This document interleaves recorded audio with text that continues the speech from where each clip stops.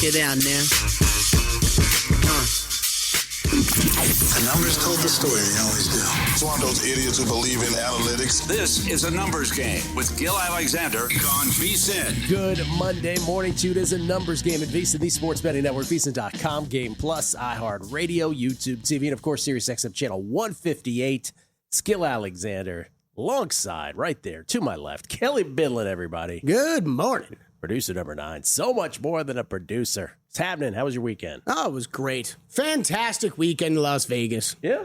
Stayed far away from the strip, so yeah, it could have been anywhere. Yeah. F1 came and went. Came and went. Except if you have my shower and still cold water. Are you serious? Still cold water. Yeah. Wait, for like 4 days straight? Yeah. Yep. Our guy, no, I showered. I'm manned up. I got in there. No reason for you to back away. It is amazing though when you have cold water how you realize every time how much quicker you can shower. Oh, yeah. if you need to. Yeah, there's no lingering, that's for sure. By the way, shout out to Phil Bobbitt. I think he crushed on he didn't get the outright, but he crushed on the matchups. Crushed on the matchups. Yeah, what did he do? 7-2 on the matchups or something like that? Well, I'm going to say there's mixed records going around. Mixed records. You know what my problem was? I couldn't find his matchups. So, well, I'm saying mixed records because I think that's the case. Yeah. One of the ones I heard best was, I think, 8-1.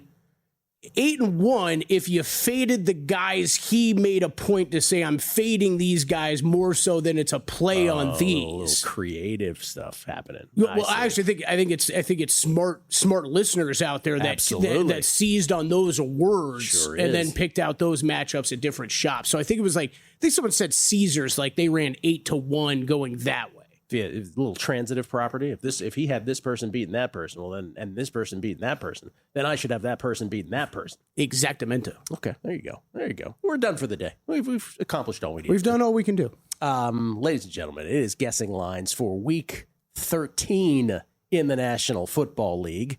As we start, and by the way, for those who are new to this, once again, I'm going to cocoon, I guess, what the lines are going to be in the upcoming week. We try to extract value once I make the guess, and then Kelley gives me the actual lines. And within that process, we look to extract value. I will say this, last week, I loved Philly and San Francisco the most. San Francisco was really the one we did during guessing line, so that remains to be seen what the outcome is tonight. San Francisco hosting the Panthers. But the other one, the second bet that I made was the Eagles, -3. Couldn't believe that line. And, of course, we'll get into each and every one of these games. As we do this, we recap everything that happened yesterday in the National Football League. It's funny, the Cowboys with a tremendous comeback, coming back from a 21-0 deficit to beat the Eagles 24-21. I had Todd was telling me, that's awful. What a terrible outcome that is for you. And I'm like, no, it's not. Better team won. Mm-hmm. Better team won.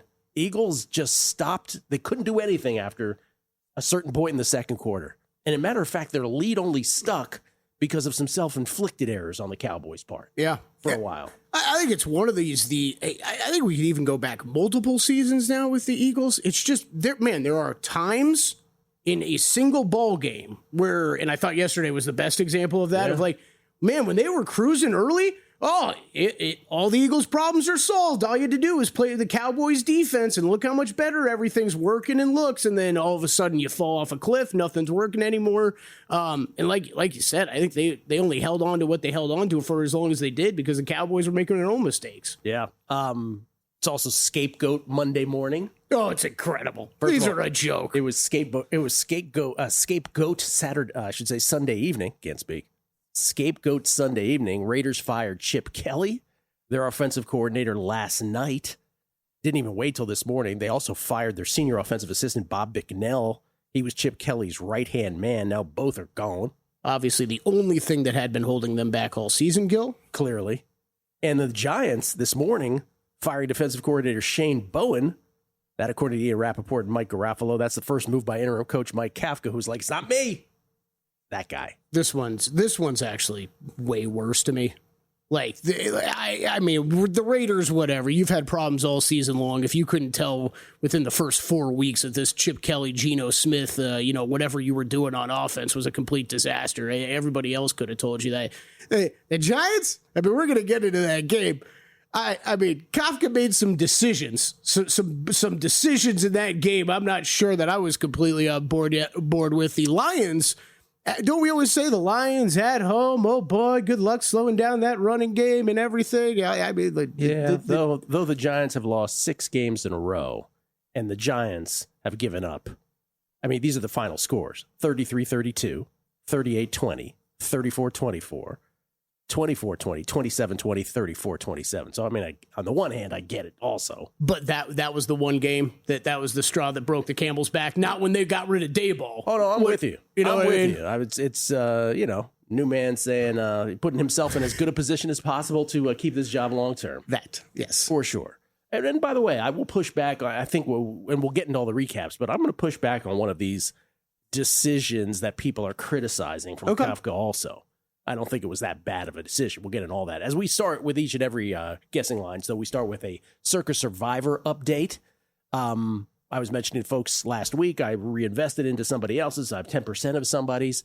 This just went from 939 remaining entries to 900 exactly.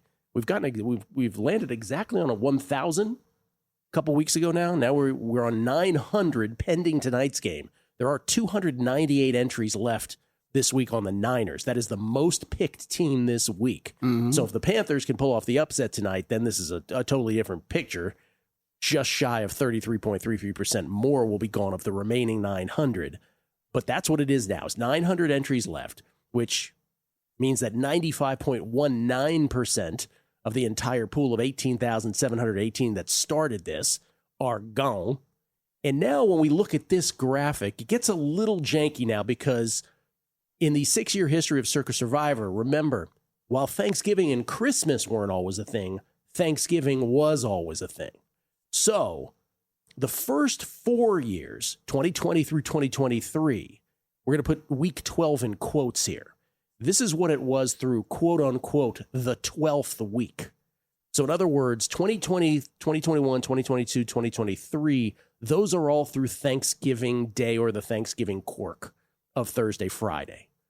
And last year and this year, Thanksgiving fell the following week, if that makes any sense. So through 12 quote-unquote weeks, what you have essentially is, still, last year was the most, right?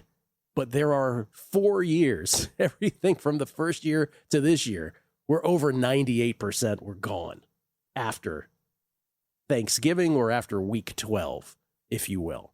And remember in those two, for those who remember Circa Survivor history, 2021 was the year where I did the thought exercise. If you were listening to a numbers game back then, Grover Cleveland of producers, Jeff Parles was my producer, and I did the thought exercise with him where the Raiders were playing the Cowboys. The Cowboys were huge favorites. And I said, Jeff, if there were 100 entries left and you knew that 99 were taking the Cowboys, wouldn't you take the Raiders? He's like, I don't know if I could do it. I'm like, you have to take the Raiders. How many times at that time it was like 6 million or whatever it was? Yeah. 4 million, right? I was like, how many times in life do you get a chance to win that amount of money? By the way, the Raiders pulled off the upset. They won in overtime. So like 80 people just left on that game alone. So 80, and then I think there's 14 in another game. So 94 of the remaining 134 that year in 2021 got beat on that Thanksgiving game alone. And then 2023, you'll see, oh, wow, that was a Thanksgiving where 223 of the remaining 372 got eliminated. Remember, folks will remember there was a Packers-Lions game where everyone was on the Lions, and they never had a chance in that game. Packers kind of coasted to victory, as I recall. So we are now at Thanksgiving week. Well, after tonight, we will be at Thanksgiving week. And it gets into this big Survivor strategy of, okay, you're going to have, we've seen these 4 games have been on the schedule. Everybody who's played this has had this eyeballed for the whole year. How many people have saved to play Philadelphia hosting Chicago? And after yesterday, does that feel as comfortable? I was going to say. Right. And then the other one is Baltimore's hosting Cincinnati, of the 2 that people have really been honed in on. Does that feel comfortable? Do we know who's playing quarterback for Cincinnati? So, and then there's strategy, right? If you have 1 entry left versus you have multiple entries left. And we'll get into this tomorrow when we talk about Survivor. But this is hearkening back to that Raiders-Cowboys game, hearkening back to that Lions-Packers game 2 years ago, the Raiders-Cowboys one being 4 years ago. This is where prior to these games being played, it has to be stated out loud. If you have one entry left, is playing Philly the most optimal thing in the world? Or is playing Chicago the most optimal thing in the world? Because you have to figure that most folks were saving for Philly. And remember, you're trying to win this, not survive this. What advances you the most? What would advance you the most is for Philly to lose and for you to be on the winning side of that. So if you have one entry, really, you have to, by game theory, you have to consider playing the Bears. Now, I know there's a lot of people listening who are like, you're crazy. That's why you're out of it. Okay, but I'm just telling you, that's how optimally it should be played if you have one entry. Now, if you have multiple entries, different story. You can play it differently, right? Obviously. Also depends a little bit on what your path, what teams you might have left with that one entry, right? Right, but what you're really doing is trying to anticipate. Again, it gets back to the thought exercise. If you knew that 99 out of 100 people were going to be 100 entries were going to be on this one team, it is your obligation to play the other side of that. Here, it's not going to be 99 out of 100, right? Obviously, that's a ridiculous in theory thing. But what can we anticipate being on the Eagles? 2/3 of the pool? 67, 66%? Yeah, probably. 65%? Who knows what it is? Your guess is as good as mine. But I think that's an educated guess. Yeah. And if you know that to be the case, how do you play it optimally? It's one thing to talk about it in theory. It's another thing to actually do it in practice. But that's what makes this game so awesome. And by the way, I have no say in what the entry that I've invested in. I'm a silent partner. I have nothing to do with anything. Or maybe you just said it right now. I'm not saying it to him. I'm just saying it to you. Coming back, Guessing Lines, Week 13 in the National Football League next.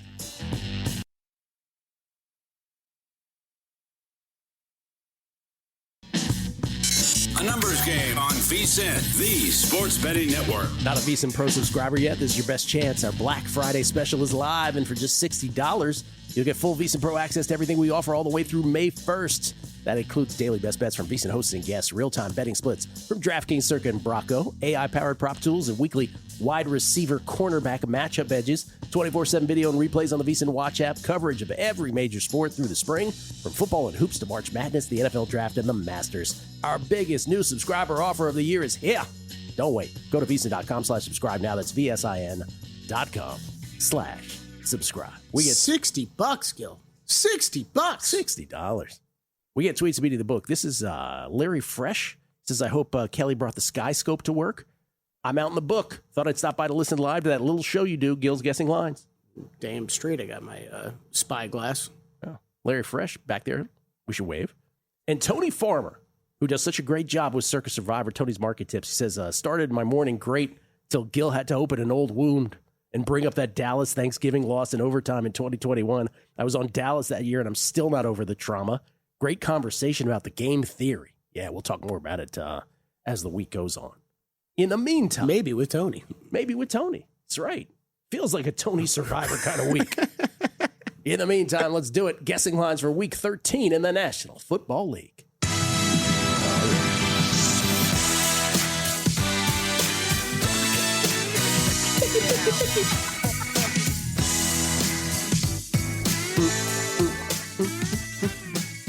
All right, Gill. All right, let's do this. Over under 1.5 times Kelley screws up game times days. I'm going to go with unders heavily juiced. Games times days? Yeah. Oh, because there's Thursday, Friday, and Sunday. We're all over the place. All right, Thursday, 1 p.m. Eastern time, the Green Bay Packers at the Detroit Lions. You sure it's not 12:30 p.m. Eastern? Did they move it back a half hour this year? They did. Wow. Okay. I mean, like, it's probably one of those coverage starts at 12:30 or whatever. No, usually it is. I thought it was a 12:30 early start. Anyway, okay. You said Green Bay at Detroit. Okay. Green Bay yesterday. This was probably the most, can I say, based on the way Green Bay had been playing, maybe a surprising blowout. On the other hand, the way that the Vikings have been playing, maybe not surprising Not at all. Yeah. Packers win it 23-6 over the Vikings. They were down 3-0. The Packers were. Then they go 70 yards on their second possession. 70 yards. On their first possession, 70 yards. Emmanuel Wilson in from 1-7 to 3. Green Bay, a little less than 6 minutes in. A couple drives later for Minnesota. 4th and 1 at the Green Bay 17. They're down 4. They decide to go for it. Kelley, Jordan Mason stuff for no gain. 10-3 Green Bay after a McManus field goal. Then the Vikings would cut it to 10-6 before the half on a Reichert 59-yard field goal. Will Reichert having a great season. Okay, third quarter. It's still 10-6 Green Bay, and here's where it started to get out of hand. Daniel Whelan punt. Green Bay has possession first. He punts the football. They're forced to punt. It hits off Mile Price's leg, recovered by Zane Anderson. Green Bay set up at the Minnesota 5. Wilson for 4, then 1. 17-6 Green Bay. Then 2 possessions later for Minnesota, 3 and out after 2 straight sacks that brought them down to the 1-yard line. They were in jail at this point. Then Green Bay from their own 45 would add a McManus field goal, 30-yarder, make it 20-6. Next time they get the ball, they'd add a 40-yarder, make it 23-6. And then Minnesota first play, McCarthy hit as he throws, picked by Isaiah McDuffie. Next time Minnesota had the ball, McCarthy picked by Evan Williams. You get the idea. Green Bay rolls 23-6. Vikings lose again, and we'll get to the Vikings later. But, man, J.J. McCarthy does not look good. 12 for 19 for 87 yards, 2 picks, and 10 rushing yards. Not good. Yeah, I gave the kid a bit, Gill. It took me a while to come around on this, but he ain't good. We'll get to him. Green Bay ups their record to 7-3-1.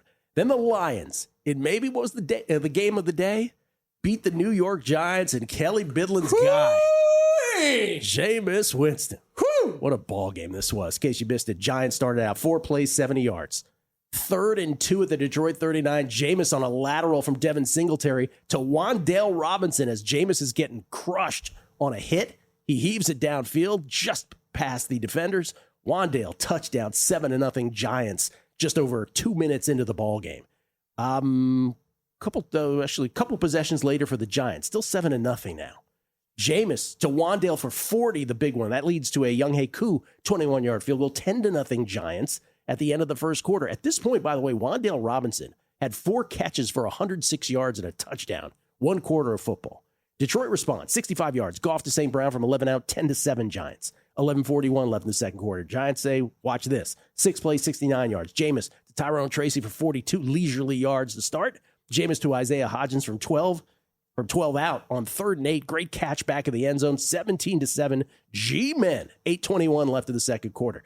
Next time, a couple possessions later for Detroit, 3 plays, 56 yards. Man, when Detroit scored, they scored quick.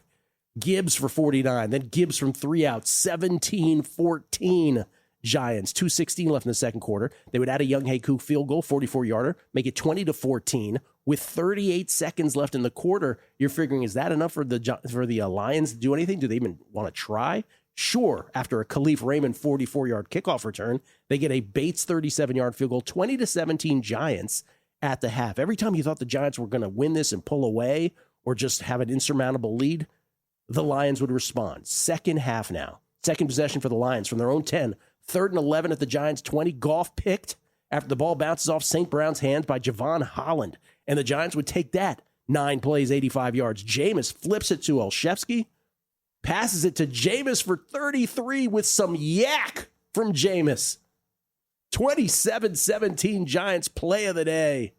12-16 left. I had the game on mute at that point on another TV, Gill. I'm like, who's this tight end rumbling and stumbling? Oh, no, it's Jameis Winston. Jameis Winston doing it all. Giants up 10, but Detroit would immediately respond. 3 plays, 81 yards. Gibbs in from 49. Jahmyr Gibbs was out of control. 27-24 Giants, 10:50 left. Giants then first play. You want the full Jameis experience? Picked by Thomas Harper. Detroit couldn't do anything with it, though. Set up at the Giants' 45. So the Giants, 3rd and 11 then at their own 7. 8 minutes left. Jameis throws it to the moon. Somehow Isaiah Hodgins catches it for 30. Later, 3rd and 17 at their own 43. Jameis escapes the rush, points downfield to Theo Johnson for 39. But 1st and goal at the 4, and this is the sequence people are killing Kafka for, and I don't agree. 1st and goal at the 4, they're up 3 points. Tracy for 2, then incomplete, then Singletary loses 4. Then it's 4th and goal at the 6 with 2:59 left. They're up 3. Everybody's saying, oh, you kick a field goal there. I kind of disagree. They went for it. Didn't work out. Jameis incomplete, intended for Johnson.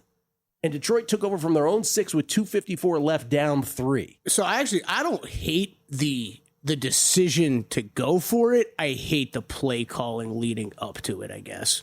Well, in the early that's downs. a different matter. Yeah. But people are killing him for not kicking the field goal there. I disagree completely. No, I was very 50-50 on it, to be honest. I get it. You score a touchdown there. You likely put this game out of reach. Otherwise, you're up 6 with the Detroit Lions offense coming on the field. Yeah. I get it. Instead, they're up 3. Detroit has to settle for a Bates 59-yard field goal that goes about 3 different directions before it goes in. And we are tied at 27. We're going to overtime. Detroit, first play from scrimmage. Gibbs in from 69. Oh, God. 18 seconds in, 34-27 Detroit. Giants would get it 4th and 10 at their own 30. Jameis for 11. And then 4th and 5 of the Detroit 27. 2 plays after Jameis missed an open. Robinson this time. Jameis sacked by Hutchinson. Ball game. Throw it up, Jameis. Come on. Outgained. Detroit was outgained by the Giants 517 to 494. Over 1,000 yards of offense between these two teams, but the same result in the end for the Giants. They lose. Detroit goes to 7-4. So you have the standings in the NFC North are the Bears in first place at 8-3. Mm-hmm. The Packers in second at 7-3-1, and the Lions in third at 7-4. So this becomes a monster football game between the 7-3-1 Packers at the 7-4 Detroit Lions. I said Lions minus 3.5. It is Lions 3 and a light 3 most places. Pretty sure that's what it was on the look ahead when these were released early, reopened at 3. I don't know about you, Gill. I might have to bet the Packers again. This Lions team is not looking like everything's together right now. What was the last? But the Packers, when was the last great? Again, they're playing the Vikings. I hear you, man. It's not going to be a comfortable bet if I bet it. It's not going to be comfortable. The defense is good, though. Yes. Neither team is unflawed. But I don't know. I thought yesterday provided more clarity into the pecking order in the NFC, and we were kind of waiting on this. It is Rams, Seahawks at the top. You cannot convince me otherwise. Yeah. All these other teams are a solid tier down. Feels that way after yesterday. Packers plus 125, Lions plus 155, Bears plus 320 to win that division. Kind of lean Lions there at minus 3. Kind of lean Lions. Oh, man, the Jameis stuff. And that's just the first game on Thanksgiving. I got to tell you about some of the Jameis tweets I got yesterday later. All right, let's do that. More guessing lines. Looking for value. The National Football League. It's a numbers game right here at VSiN, the Sports Betting Network. A numbers game on VSiN, the Sports Betting Network. Ready to boost your bankroll? Brocco's giving new depositors a 50% purchase bonus. Just use promo code VSiN when you sign up. Brocco's lines are live on our VSiN betting splits page. See where the action is moving before you bet. Turn your bonus into an edge with insight that matters. Go to playbrocco.com. That's BRACCO. Playbrocco.com today and use promo code VSiN. We get tweets of beating the book. Always appreciate the feedback. Best listeners ever. Jason H11. He is a fan of, I don't know if he's a fan of Kafka's or he is definitely on board with firing Bowen as the defensive coordinator. By the way, Giants, some of these games we're talking about, led Detroit 27-17 yesterday with 10:57 left, lost. Led the Bears 20-10 with 3:58 left, lost. Led the Broncos 26-8. That was the most epic one. 5:19 left, lost. Led the Saints 14-3, lost. Led the Cowboys 37-34 with 14 seconds left, lost. Did I have all that right? Anyway, Jason H11 said, this is why Bowen lost his job. No way Kafka was going to be able to fire him as soon as he got the job 2 weeks ago. Also think Kafka was not in the wrong in choosing to go for it on 4th down. Either way, he was at least an 80% chance to win. So you agree with me on that.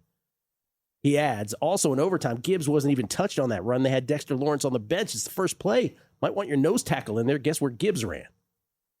Gill's guy says, hey, Gilly, love the show. Is there any data that says it's better to not use a timeout in the second half of games to prevent a delay of game? I always hate when teams do that. Feels like the timeout is more important than the 5 yards they save. Not that I'm aware of that there's any specific data on that. but it's an interesting point. Money Gun Guz, top 5 Circa Millions Week 12 consensus picks, went a magical 1-3-1 for the year, 22-36-1. Wow. At a beautiful 37%. Talk about craziness. Sounds like my entry. By the way, Circa Survivor. That is wild. Circa Survivor intrinsic value of the remaining 900, $20,797.78 per each. This was from Mike Dill's Duke 90. Mike Zill's Duke 90. The Jameis rolling the dice knocked up Tutty Selly was epic. His touchdown celebration. If this was a boy band album cover, I would buy the album. And then A. Brown at Down in Jungle Land says, Jameis Shakespeare, the bard of pigskin. He's comedy, he's tragedy, he's the most superior entertainment. NFL almost instituted Jameis rule, permanent roving backup quarterback who can be tapped by any of the 32 teams that need a starter on any given week. Jameis for everyone. Yeah, I've heard a lot of these good ideas. I heard Mike Somich talking about it as well. I brought it up before. I'm going to take it a step further, Gil. I actually think that every team at some point in the season should have to start Jameis Winston for 1 week. So you have to strategically plan when you're going to do that, when you're not, when you're going to bench Patrick Mahomes because you have to start Jameis Winston. Should have to do it. It's for the entertainment. Were you not entertained yesterday? The man is amazing. Are you not entertained? Next. All right, next up, we have the second game on Thanksgiving, Chiefs at Cowboys. Chiefs at Cowboys. 4:30 Eastern, 1:30 Pacific. The 6-5 Chiefs at the 5-1 Cowboys. Both teams with huge wins yesterday. In the Chiefs' case, I mean, this was real backs against the wall kind of stuff right here. In their 23-20 win over the Indianapolis Colts, Chiefs' second play, first drive, 2nd and 7 at their own 7. Mahomes picked by Latu, who deflected it to himself. Indianapolis set up at the 3-yard line, 2 plays, Jones to Pittman from 6 out, 7-0 Colts, 8:11 left first quarter. Kansas City then, after a Kelsey would-be 4-yard touchdown run was nullified by a Jawan Taylor face mask that Andy Reid should have challenged but didn't. They settled for a Butker 28-yard field goal, 7-3 Colts, seconds into the second quarter. Then the Colts, biggest drive of the game, 8 plays, 75 yards. Jones to Ashton Doolin for 48. The big one, 2 plays later, Jones to Drew Ogletree from 4 out, 14-3 Colts, 10:31 left second quarter. It would be 14-6 and then 14-9 on 2 more Butker field goals before the half. Then the Colts would get 2 field goals from Badgley, 17-9 and 20-9. And now Kansas City, from their own 28-yard line, this is into the fourth quarter, big Mahomes to Rice hookup for 42, gets Kansas City to the Indianapolis 17-yard line. But 2 plays later, Kareem Hunt is stripped by Zaire Franklin and Charvarius Ward recovers it. At this point, Kelley, down 20-9 in the fourth quarter, once that happened inside the red zone, did you say to yourself, wow, the Chiefs are going to lose this football game? I wasn't there yet. I didn't either. I'm like, they're going to figure this out somehow. Sure enough, Kansas City now. This is after Indianapolis went 3 and out. 56-yard drive after a dropped would-be touchdown pass. Mahomes for 13, Mahomes for 9. Mahomes just saying, I'm running now. Hunt in for 2. Mahomes to Rice for 2-point conversion, 20-17 Colts with 8:37 left. Then trading 3 and outs. Indianapolis with an additional 3 and out after trying to draw Kansas City offside, 4th and 4 at the Kansas City 45. They decide to punt. Kansas City from their own 6 now, down 3. They get to 4th and 3 at the Indianapolis 43. Mahomes to Rice for 19. High pass, but a great catch. Leads to a Butker 25-yard field goal. We are going to overtime at 20 apiece. Overtime, Indianapolis wins the toss and chooses to receive. Yeah, a couple times yesterday. We saw that a couple times yesterday, yeah. They immediately go 3 and out. I mean, the Colts, they weren't the Eagles in terms of like we did really well early and then we did nothing, but it was kind of similar. Yeah. It was kind of similar. Kansas City, first time with the ball, 3rd and 7 at their own 24 in overtime. Mahomes to Worthy for 31. 2 plays later to Rice for 21. That led to a Butker 27-yard field goal with 2. But this, by the way, before we just say, oh, that led to a Butker game-winning 27-yard field goal, can I crush Andy Reid a little bit more? You're not supposed to crush Andy Reid. But the Chiefs, on 2nd down with 2 minutes left, decided to kick that field goal. You should milk that further down to ensure at a minimum a tie if he misses or something happens, right? Instead, they decided to kick it. It goes in, Chiefs win, but just a little quibble. I'm glad you brought that up because I was kind of jumping back and forth between this game, others, and I when they finally kicked it, Gill, I was kind of like, I don't know why they waited that long, or why didn't you wait longer at that point? Yeah. So I'm with you. Chiefs outgained the Colts 494 to 255, and they were -2 in turnovers. Does that? We'll get to this question coming up after the guess, but the question will be, just to set it up for you, say more about the Chiefs or more about the Colts? Dallas, in case you missed this one, my goodness, what a ball game. Dallas comes back from a 21-0 deficit to win 24-21. 4th and 3 at midfield to start. Dak incomplete, intended for Javonte. Philly takes the short field, 7 plays, 49 yards. Hurts to Brown from 16 out, 7-0 Eagles. Dallas 3 and out. Eagles 3 and out, but roughing the kicker by Flournoy, who claims he tipped it. He tipped the punt, but replay doesn't corroborate it. So it extends the drive. Play after Brown fails, by the way, play after Brown fails to get both feet down before hitting the pylon with the ball. Hurts in from 7, 14-0 Eagles. Sure did tip it too, Gil. Closing seconds of the first quarter. Dallas then 1st and 10 at the Philadelphia 31. He did tip it, didn't he? Yeah, and the NFL this morning blamed NBC for not having them the right footage to show it. Wow. Dallas 1st and 10 at the Philadelphia 31. Then Kevontae Turpin fumbles the ball untouched. They put the 165-pounder in the backfield. He just stumbled and fumbled. That rhymed. Zach Bond recovers. Philly goes 66 yards. Hurts to Devontae for 41 on 3rd and 12 at their own 48. 2 plays later, Hurts in on a Tuchus push. 21-0 Eagles with 11:32 left in the second quarter. When I say they did nothing after this, I mean they did nothing. Dallas from their own 40. They get it to 1st and goal to 1. Javonte stuff, then false start. Next play, 2nd and goal to 6. Dak, ill-advised throw, picked in the end zone by Reed Blankenship. All right, baby, they did that. And then the next time they got the ball before the end of the half, Dallas 72 yards, Dak to Turpin for 48 to start. Eventually, Dak to Pickens from 1 out. 21-7 Eagles at the half. Third quarter, second time Dallas gets the ball from their own 4. Aubrey, 51-yard field goal try, wide left. So again, Kevontae fumbles untouched. Aubrey's missing a field goal. Still 21-7. Dallas from their own 11. Next time, though. A couple accepted PI flags. There was 3. They didn't need to accept the third. Dak to Brevin Spann Ford from 4 out, 21-14. Philly with 2:02 left in third quarter. Then Elliott misses a 56-yarder wide right. That was a big game changer because then it's a short field for Dallas. 3 plays, 54 yards. Dak to Pickens for 43 to start. Dak in from 8. We are tied at 21 with 11:40 left. Philly then 2nd and 17 at the Dallas 38. Hurts flips it to Saquon. He's hit by Sam Williams, fumbles. Kenneth Murray recovers. But Dallas can't do anything with it. They got to punt it. And you know what happens on the punt, Kelley? Xavier Gibson decides to field it at the 1. What are you doing? Yeah. Hit by Elijah Clark. Trent Sig recovers at the Philly 8. 5:09 left. Javonte for 6. Dak for 1. Incomplete. But 4th and goal to 1 with 3:46 left. Dak incomplete, intended for Ferguson at the goal line. Is Philly still going to figure out a way to win this? From their own 1 with 3:38 left. Hurts to Brown for 11. To Devontae for 16. 2 plays later, Saquon for 8. 2-minute warning. Hurts sacked by Osa Odigizua. They have to punt. Dallas from their own 27 with 2 timeouts and 1:35 left. Dak to Ferguson for 7. Fumbles it out of bounds. 2 plays later, 3rd and 2 at their own 35. Dak to Ferguson for 19. 2 plays later to Pickens for 24. Great blitz pickup by Javonte leads to Aubrey's 42-yard field goal. Good. Dallas wins it 24-21. 473 yards. We'll get to the guess on the other side. KC at Dallas next. A numbers game on VSiN, the sports betting network. Back on a numbers game live from Circle Resort Casino, downtown Las Vegas. Gill Alexander. All right, there's my little buddy Kelley Bydlon, everybody. Disappearing before our eyes. Let's actually corroborate and clear up some stuff. I had some Popeyes yesterday. It was delicious. Not really disappearing. Might be reappearing.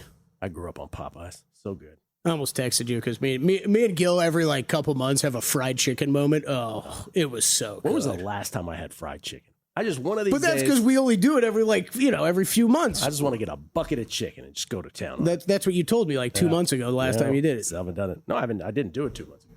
Never did it? Nope, never did. Clarence Hill Jr. Tweets, NFL replay czar blamed Fox for botching / missing the blocked punt by Cowboys receiver Ryan Flournoy. The NFL is a $1 billion industry, he adds.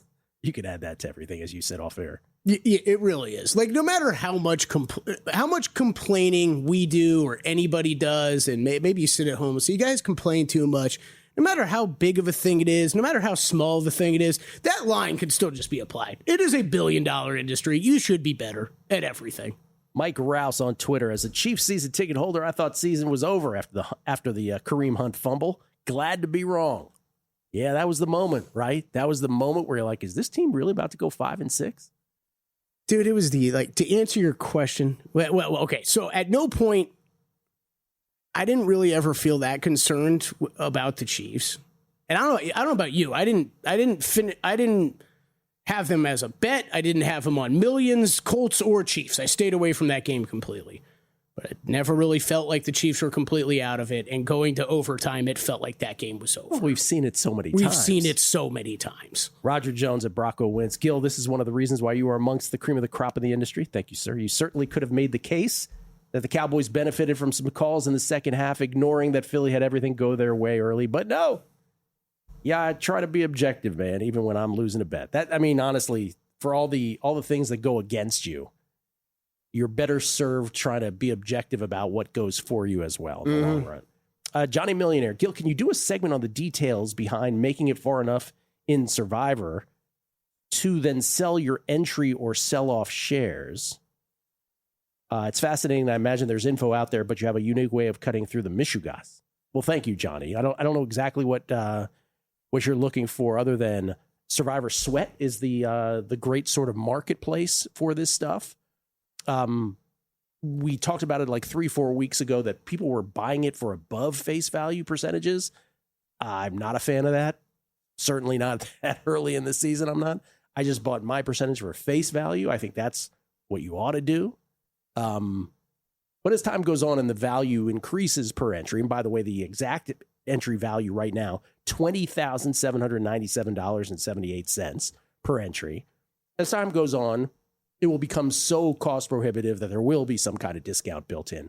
But why couldn't I have made it till now? Just now, Gil. Well, buy back in, man. Would have sold off a few grand. Yeah. I do Still think, a nice though, ticket. just to, maybe this is, I don't know, Johnny, if you've heard me say this before, the whole notion of monetizing, though, is so much more complicated than just buying a percentage of somebody else's. That still is the cleanest way of doing things. Yeah. And do it with someone you trust, ideally. This is from G Strom Boston. Looking like the Rams are the team to beat, guys. I have a money management question for the two of you. If my bankroll is at $11K, what would you recommend my biggest bet be at any given time? You guys are the best. Thanks. If you were flat betting, I would say, it's 2% of bankroll, right? So what are we talking about? $200 bets, basically, is what the standard is. But if you're doing it by Kelley and you've got edge built in, adjust accordingly. Mm-hmm. But that's kind of the barometer. I love these types of conversations. Yeah. I'm a pretty big believer in kind of the 1 to 3% of your bankroll is how you're structuring bets. It was very strict by that for many years, Gil, yeah. I would say, as I was kind of building up. Now it's more, okay, if there's an edge, I'm willing to fire more on that. I'm 100% that way. Yeah. The extent to which you adhere to that is completely, obviously, at your discretion. But if you're asking me for a barometer, that's the barometer. It's tough to give this advice is not for everybody, right? But I think two of the most important things I learned over my years in sports betting, and I had problems early making the transition from playing poker for like full time, playing poker and then starting sports betting, and then completely moving away from poker and going into sports betting because I was betting way too aggressively. So learning and understanding bankroll management, I think, is extremely important. And then, Gil, I think you'd agree with this, as you get a little more advanced and you understand what you're doing a little bit better, then yes, you have to know when some of that needs to be thrown out the window and you need to take bigger swings. I'm not betting the same in the NFL as I am betting tennis. There's also that. Every sport's different. That's it. Yeah. That's just, again, it varies person to person. It varies sport to sport. I bet at least twice as much over 4 NBA games this weekend as I did on the NFL. My guess for Kansas City at Dallas, because I never got around to that, Kansas City -3.5. You are right on, my friend. 3.5 across the board. Figured if Philly was 3, Kansas City had to be right around there somewhere. All right. Yeah, that's where they closed at, right? We opened, this was 3.5, 4 on open. It's 3.5 pretty much everywhere. Next. All right, next up, we have the late game on Thanksgiving, Bengals at the Ravens. Bengals at the Ravens. A lot of people going to be on the Ravens in Survivor. This is a dependent spread. We'll get to that momentarily. Cincinnati loses to the Patriots. Cincinnati was up 3-0. Then they were up 10-0 because New England, 2nd and 4 at their own 16. Drake May picked by Geno Stone, 33 yards to the house, 10-0 Bengals. Seconds into the second quarter. But then New England, 9 plays, 70 yards. Drake May. Drake May. You hear people calling him that? May to Henry from 28 out, 10-7 Cincinnati. And then Cincinnati returns the favor. 2nd and 6 at their own 36. Flacco picked by Marcus Jones, 33 yards to the house. Also 33 yards exactly for both pick sixes. 14-10 New England. Just like that. 7:42 left second quarter. Then New England from their own 10 with 4:18 left in the quarter. 4th and 1 at the Cincinnati 22. Borregales with a 41-yard field goal to make it 17-10. I like that Vrabel was taking field goals on 4th and 1s yesterday. He's like, we just take the points, dare them to beat us. Cincinnati from their own 18, though, with 17 seconds left in the second quarter. From their own 18, Chase Brown for 21, Flacco to Higgins for 16, McPherson 63-yard field goal, career high, good. 17-13 Patriots at the break. Second half, New England. First time they get the ball from their own 10. 4th and goal at the Cincinnati 1. PI on the defense. 1st and goal at the 1. No gain. OPI. 10-yard gain back to the 1. 3rd and goal at the 1. Ramondre stuffed. 4th and goal at the 1. Ramondre stuffed. Then New England would add a field goal 20-13. A Borregales 45-yarder. 1:04 left in the third quarter. But Will Campbell was carted off along the way. Then the next time New England got the ball from their own 20. 3rd and goal at the 1. May stuffed. 4th and goal at the 1, they decide at this point up 7. Vrabel's like, just get the 19-yard field goal, go up 10. They did, 23-13 with 5:55 left.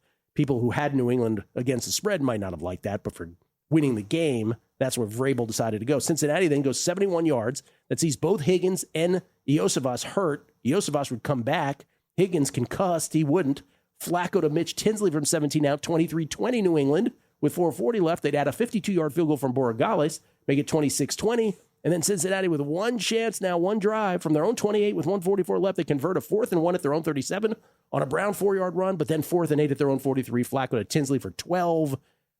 But 4th and 10 at the New England 26. One more try. Flacco incomplete, intended for Gesicki. Ball game. New England wins. Cincinnati loses. And then Baltimore and the Jets, there's really not much to say about this game. Jets cover, Baltimore wins. First half, you had to go to the second quarter for the first scoring drive. Jets, 12 plays, 79 yards. Taylor to Mechie from 13 out, 7-0 Jets with 4:04 left in the half. It would be 7-3 Jets at the half. And then the third quarter would all turn around. Baltimore, 74 yards. Henry in from 2. That's Derrick Henry, 10-7. Baltimore, 8:49 left in the third quarter. Jets, 4th and 2 at their own 42. They decide to go for it. This was a real game-changing play. Tyrod Taylor incomplete, intended for Mechie. Baltimore then 4th at goal at the 2. Henry in 17-7. 3:30 left third quarter. Folk would add a field goal to make it 17-10, cut the lead to 17-10. Seconds into the fourth. And then Baltimore, after a Lamar overthrow to Hopkins, they settle for a loop field goal to put it back to 10, 20-10. Jets from their own 33. Tyrod to Brees for 40, the big play. Eventually 2nd and 6 at the Baltimore 13. Brees for 10, but he's stripped by Marlon Humphrey, recovered by Alohi Gilman.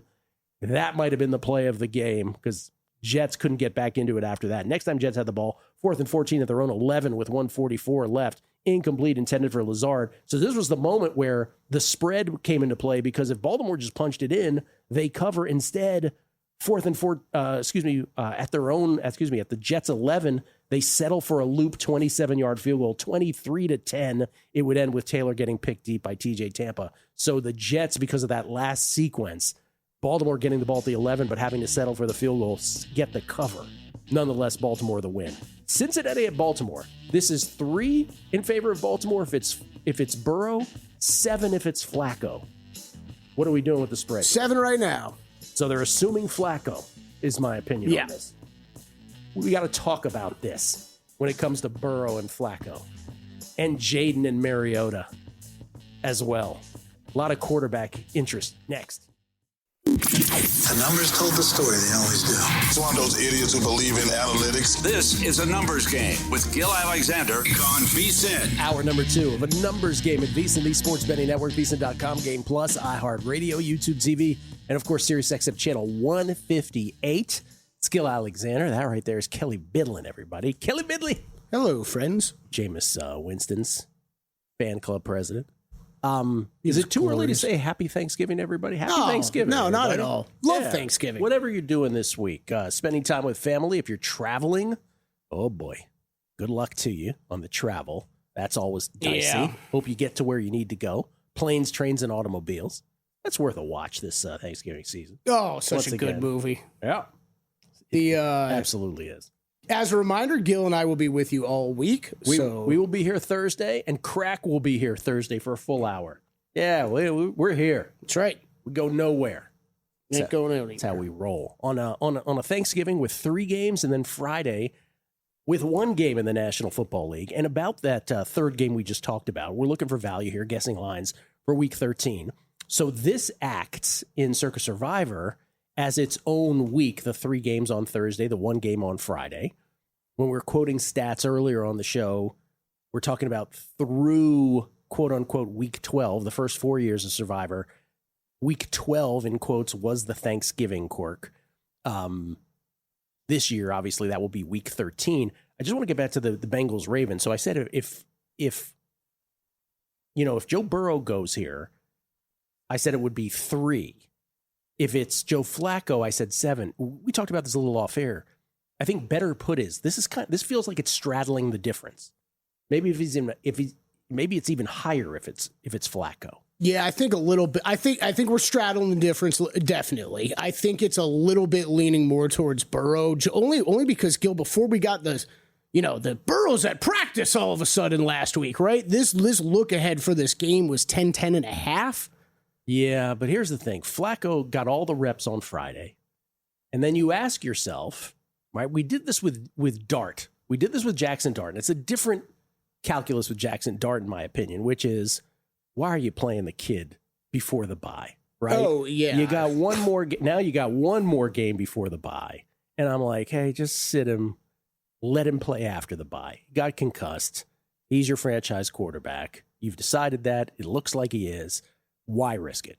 In the case of Burrow, and we'll get to this with Jaden Daniels later with Washington also, this just in. Neither the Bengals nor Washington are making the playoffs. Yeah. All right. Joe Burrow's a toe. Jaden Daniels, this iteration is an arm. Remember, Jaden Daniels had a hamstring and a knee also. By the way, hamstring and knee injuries. Everybody has a hamstring and a knee. Yes, Gill Alexander. I was just doing the injury reports in the parentheses. Yes. But it is worth asking the question, while this is not a Jackson Dart situation, because he hasn't even gotten his sea legs yet, right? This is 2 veterans now, if we can call Jaden a veteran too, if you're in your second season. But with Joe Burrow and with Jaden Daniels, and Joe Burrow here on the short week playing at Baltimore, are you really sure you want to play him here? Or do you just wait for the extra rest after the Thursday? Like, why do you really need to exacerbate or potentially exacerbate turf toe? Okay, so look, if it was Kelley's decision, nobody would be playing ever. Sorry, NBA Kelley would be bubble wrapping all these guys till the end of this, till next season. You're that guy. But I guess I could argue, okay, was it better to take off last week to give him that extra few days of rest to be ready for this game? But I don't, like, if you're the Bengals, you don't have the luxury, right? Like, I get the excitement of him coming back last week, because if he was going to play, he needed to play last week, because you need every single win you can get if you actually have a chance down the stretch here. But now you're in the Washington territory where, okay, sorry, season's done. Right? Like, you're not going anywhere. Season's over. I wouldn't be playing either one of them. Yeah. Like, the Rodgers one is different, right? Because Rodgers, you could miss a game and you're not out of the playoff conversation yet. The rest of the Cincinnati Bengals were just lingering around, holding on to any last hope that they might be able to make. This is my whole point with all this, right? Bengals have won 3 games. Washington's won 3 games. Yeah. Giants have won 2. Well, what are we doing? It's just, I think they all should play at some point, but But if you have a natural spot to just take one little extra moment more of precaution, as you do with the natural bye for the Giants, as you do with the extra rest post-Thanksgiving for the Bengals, I just think that it's more natural not to play them in that spot and then bring them back afterward. Kelley was like, don't play him till next year. You just, what we do it. He doesn't play defense. We've gone over this. Yeah. I actually bet this. There's one or more 7.5 out there. I bet the Bengals. You bet the Bengals. Okay. And what do we know? There's other injuries to be aware of, too, right? Jamar Chase back from suspension. Yes. T. Higgins into the concussion protocol. He ain't going to clear that on a Thursday, by a Thursday. That's the other thing. So you're swapping those wide receivers. Yeah, I'd like Burrow to play, but on the other hand, Gill, anything about the Ravens that makes you feel good about that team? Why do you think I just put the bet in? That's all the bet is. It's not a bet on Burrow or Flacco or which wide receivers out there. It's that this Ravens team. I'll steal an Aaron Schatz-like line. Maybe Gill Alexander, they're the worst team I've ever seen win 5 games in a row. Okay. Like they're just continuously unimpressive. So I don't know. Over a touchdown? Nah, I'll take the Bengals. I'm there. Friday, Black Friday game. This will be 12 o'clock, noon Pacific, 3 Eastern. Bears at the Eagles. The 8-3 Bears and the 8-3 Eagles. This was the game again in Circa Survivor. Everybody was saving for the Eagles. I'm anticipating 2/3 of the entries. Maybe that's a little high. I know. I think you're right, man. But over 50% of the entries are going to be on the Eagles here. That's what everybody was saving for. I'll guess 60 to 70%. Now, is that the optimal? That's what I guessed earlier. Is that the optimal way to play this if you have one entry left? I don't believe it is, because I don't think you advance your cause in any way. The object is to win, not to survive. Poorly named game. We've been through this. Chicago yesterday beats Pittsburgh. Pittsburgh, second play, first drive, 2nd-1 at their own 30. Rudolph picked by Nahshon Wright getting picks left and right. Chicago set up at their own 44. Caleb DeMore from 5 out, 7-0. Bears, 8:28 left first quarter. Pittsburgh response, 13 plays, 95 yards. DK in from 6. We're tied at 7, 30 seconds left in the first. Then Chicago, 2nd-20 at their own 10. This was your moment of the game where you're like, oh, there goes Caleb. Sacked by TJ Watt in the end zone. Fumbles. Should have just gotten rid of it. Tried to extend it. Nick Herbig recovers. 14-7 Pittsburgh. Seconds into the second quarter. But then Chicago 3rd and 2 at the Pittsburgh 49. Swift hit by Derek Harmon. Fumbles. Yahya Black recovers. Pittsburgh from their own 48. 4th and 1 at the Chicago 30. They give it right back. Connor Haywood stuff for no gain. And Caleb Williams in Chicago does their thing. 11 plays, 70 yards. 4th and 1 at their own 39. Caleb for 8. 7 plays later, Caleb to Loveland. Colston Loveland from 12 out, 14 all. 3:56 left second quarter. Pittsburgh then responds. 7 plays, 80 yards. 4th and 1 at their own 44. Tush push formation. But instead, they hand off to Gainwell. They hand off to Gainwell, who goes 55 yards to the 1-yard line, right side. Warren then in from 21-14 Steelers. 1:19 left of the second quarter. Santos would add a field goal for the Bears before the half. 21-17 Steelers. First time Chicago gets the ball in the second half. 5 plays, 60 yards. Caleb to DJ Moore from 25 out on a free play. Nice recognition by Caleb. 24-21 Bears. Then a couple drives later for Pittsburgh. 2nd and 12 to Chicago 37. Rudolph sacked by Montez Sweat. Fumbles recovered by Sweat. Chicago would take it. 9 plays, 54 yards off that. Manungai in from 2. 31-21 Bears. Opening seconds of the fourth quarter. Pittsburgh then.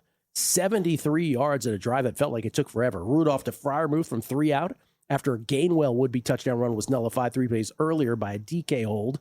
That's DK Metcalf. 31-28 Bears with 6:27 left. They'd go 3 and out. Pittsburgh would get the ball back down 3, 31-28. From their own 11 with 4:37 left. 4th and 9 at their own 21 with 2:01 left. What does Mike Tomlin do? He punts with all 3 timeouts left. Do you support that punt? No. Down 3, 4th and 9, own 21 with 2:01 left. 4th and 9 at your own 21, down 3. You have all 3 of your timeouts. He punts. He would be sort of corroborated in that decision when Chicago goes 3 and out. Pittsburgh now with 1 timeout left because they threw it incomplete on 3rd down. From their own 20 with 1:29 left, they get it to 4th and 6 at the Chicago 47. Rudolph tipped by Jaquan Brisker at the line of scrimmage. His pass was incomplete, intended for DK. Ball game. Bears win. go to 8-3. And now the truly difficult part of the Bears' schedule begins. Beginning with this one at the Eagles. And that's going to be an angry Eagles team in Philly on Friday. 3 p.m. Eastern, by the way, 12 noon Pacific start to the Black Friday game. I will say Eagles minus 6.5 too much? Nope, not enough, Gill. Ooh. 7 points. No respect. No respect. Although it looks like we are heading towards some 6.5s. There are light sevens out there for the Eagles. Some minus 105s, even money here at Circa, but everywhere 7. Just remember, Survivor players, again. I'll say it one more time. I won't belabor it till tomorrow. 2021, everybody thought the Cowboys were going to beat the Raiders. Raiders won in overtime. 80 entries were gone. 2023, everybody thought the Lions were going to crush the Packers. Lions were never in it. Never had a chance against the Packers. Whole bunch. Over 200 entries. Not just that game, but a whole bunch in that game got knocked out. So everybody who thinks, right, that these things don't happen, they do. And I know it's tough to think about it in the moment beforehand because you've lived with this entry for as long as you have.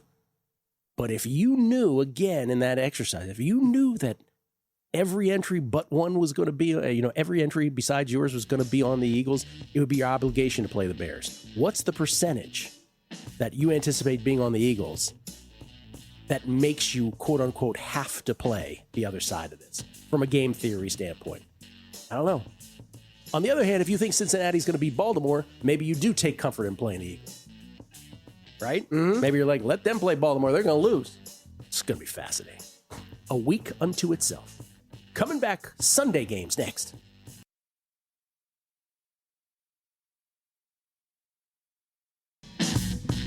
A numbers game on VSiN, the sports betting network. Don't forget to check out the Sharp Plays Unmatched Transparency with records updated daily, AI betting analysis, real-time global betting information, and alerts directly from the pros. SharpPlays.com. Check them out. You can scan the screen there. Scan that little QR code for more.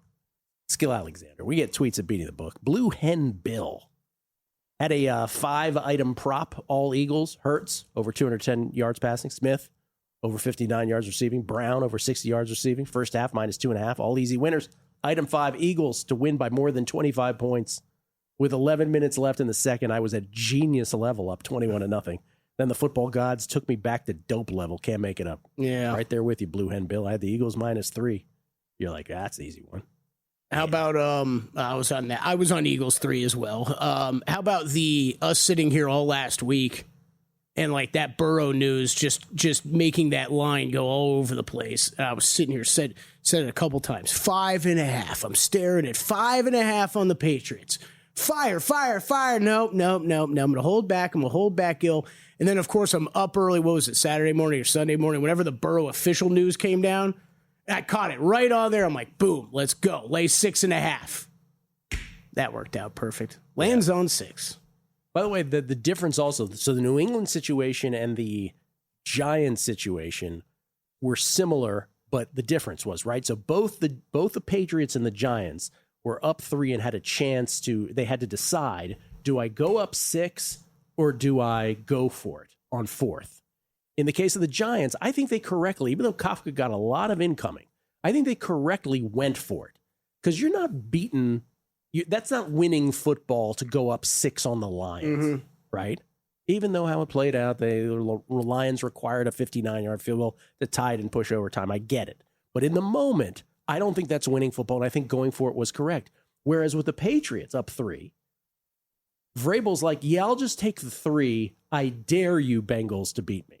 Because he knew that they didn't have Higgins at that point. They obviously didn't have Chase either, Jamar Chase, that is. Mm-hmm. So it was a hamstrung Bengals team. So I think kicking the field goal there was the correct thing to do for the Patriots. This is from Martel J. Reference to planes, trains, and automobiles reminded me of recent documentary conversations that you guys have had. John Candy, I Like Me is fantastic. Oh, wow. Apologies if this has been recommended and I missed it. He was an all-time person, actor, and comedian. I'd love to see that. I haven't seen all of it yet. I've seen probably half of it. Very good. Sam Ginsberg, our buddy from Pittsburgh. If you were wondering why the NFL pushed back the Thanksgiving start time from 12:30 to 1 p.m. Eastern, I heard they did it for ratings reasons. Once a numbers game moved to 3 hours, they didn't want to go up against it. It makes sense. Thank you, Sam. Makes Checks perfect out. sense to me. Vegas Sparky. I start saying Happy Thanksgiving on Halloween night. Turkey, football, and family. Best holiday of the year. Love Thanksgiving. It's number 2. Behind? Halloween. Oh, stop it. Halloween's just, I love it.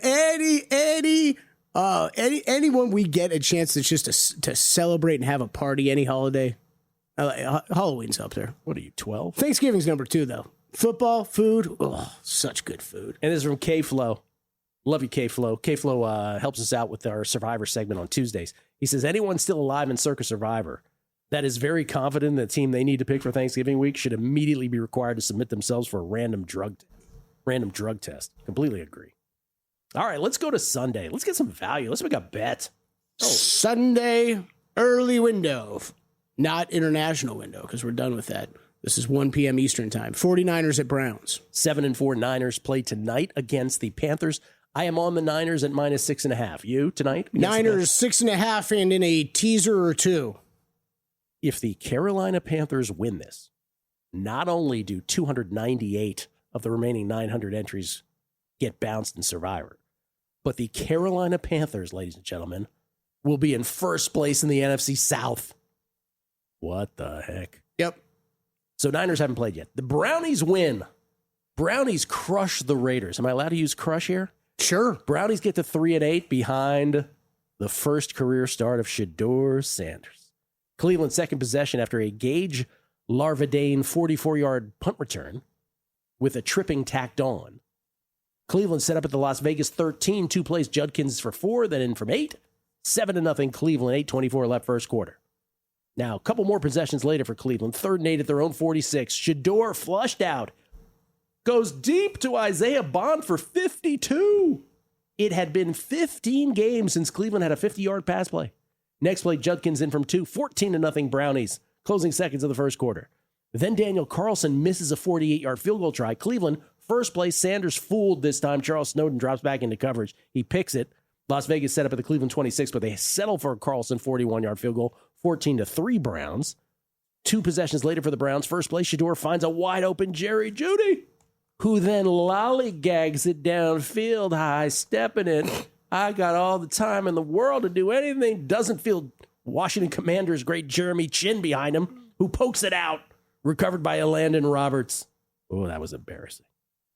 Later in the half, last possession, Las Vegas would get to the Cleveland 44, down 14-3, but Geno was sacked for the 5th time.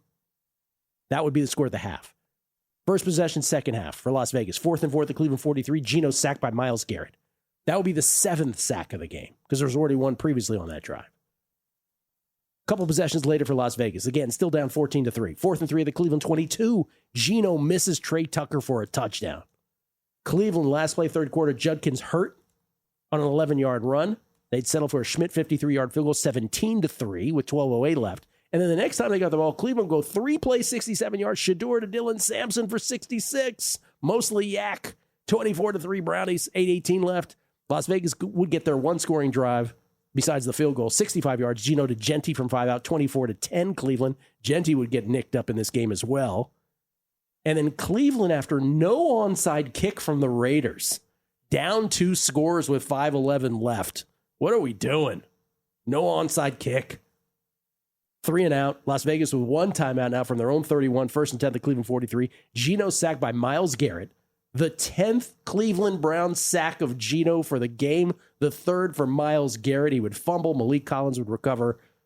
And the only other noteworthy part of this game is that Cleveland then would punt from the Las Vegas 29-yard line at the end of this game, which just feels like I don't really trust my quarterback that much. Let's just punt. Yeah.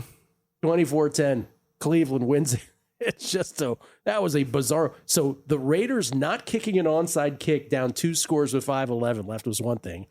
And then the Brownies punting at the plus 29 to close this one out. Brownies win. Shedeur, 11 completed forward passes. Remember, he completed 4 last week in a half plus of football. 4 for 16. This week he was 11 of 20, but he made the 2 huge ones. Yeah. So it was 11 of 20 for 209.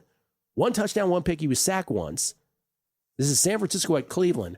Kevin Stefanski has not committed to who he will start at quarterback in this game, Shedeur or Dillon Gabriel. That is not a done deal. Are we believing that? We don't know the quarterback in this one either. You think it's Shedeur, no question? Yeah. He's saying he hasn't committed to it.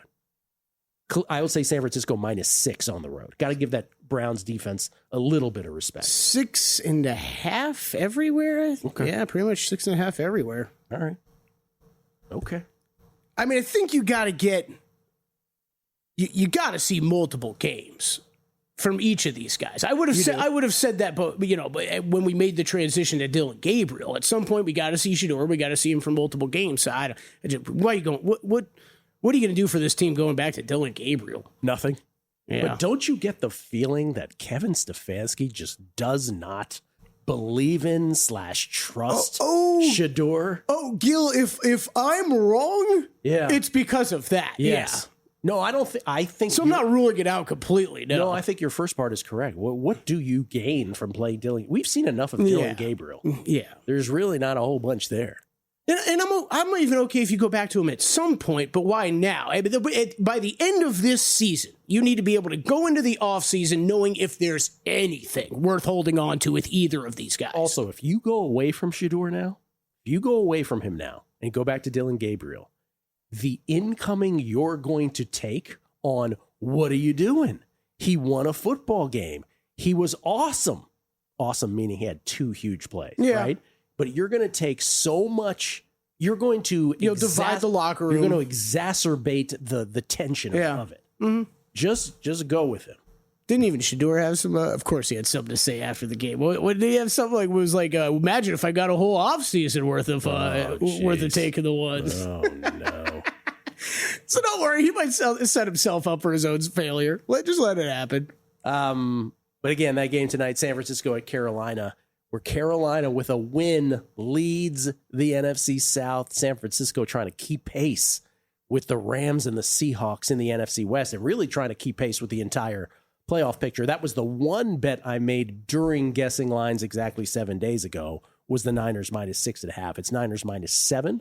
Is it painted across the board right now? 7 or 7.5, mainly 7.5. Okay. Obviously don't like it at 7.5. 7, different story. All right. Still trying to find some.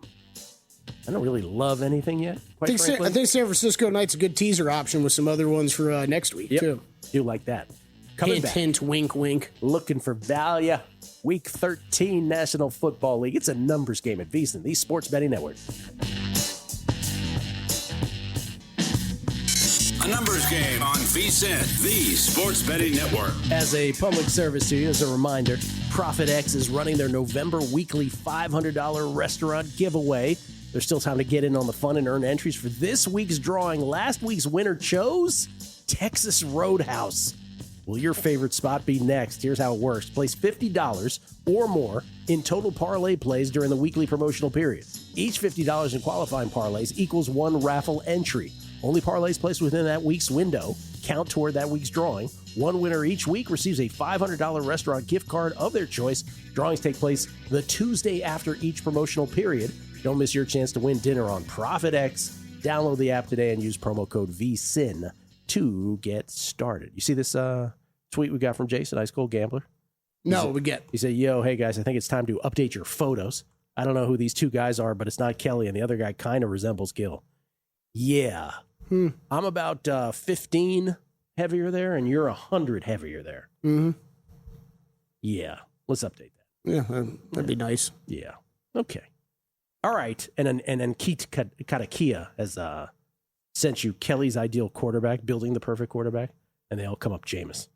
Accuracy, intelligence, vision, arm, heart, manhood, speed, mobility. It's all Jameis. Manhood.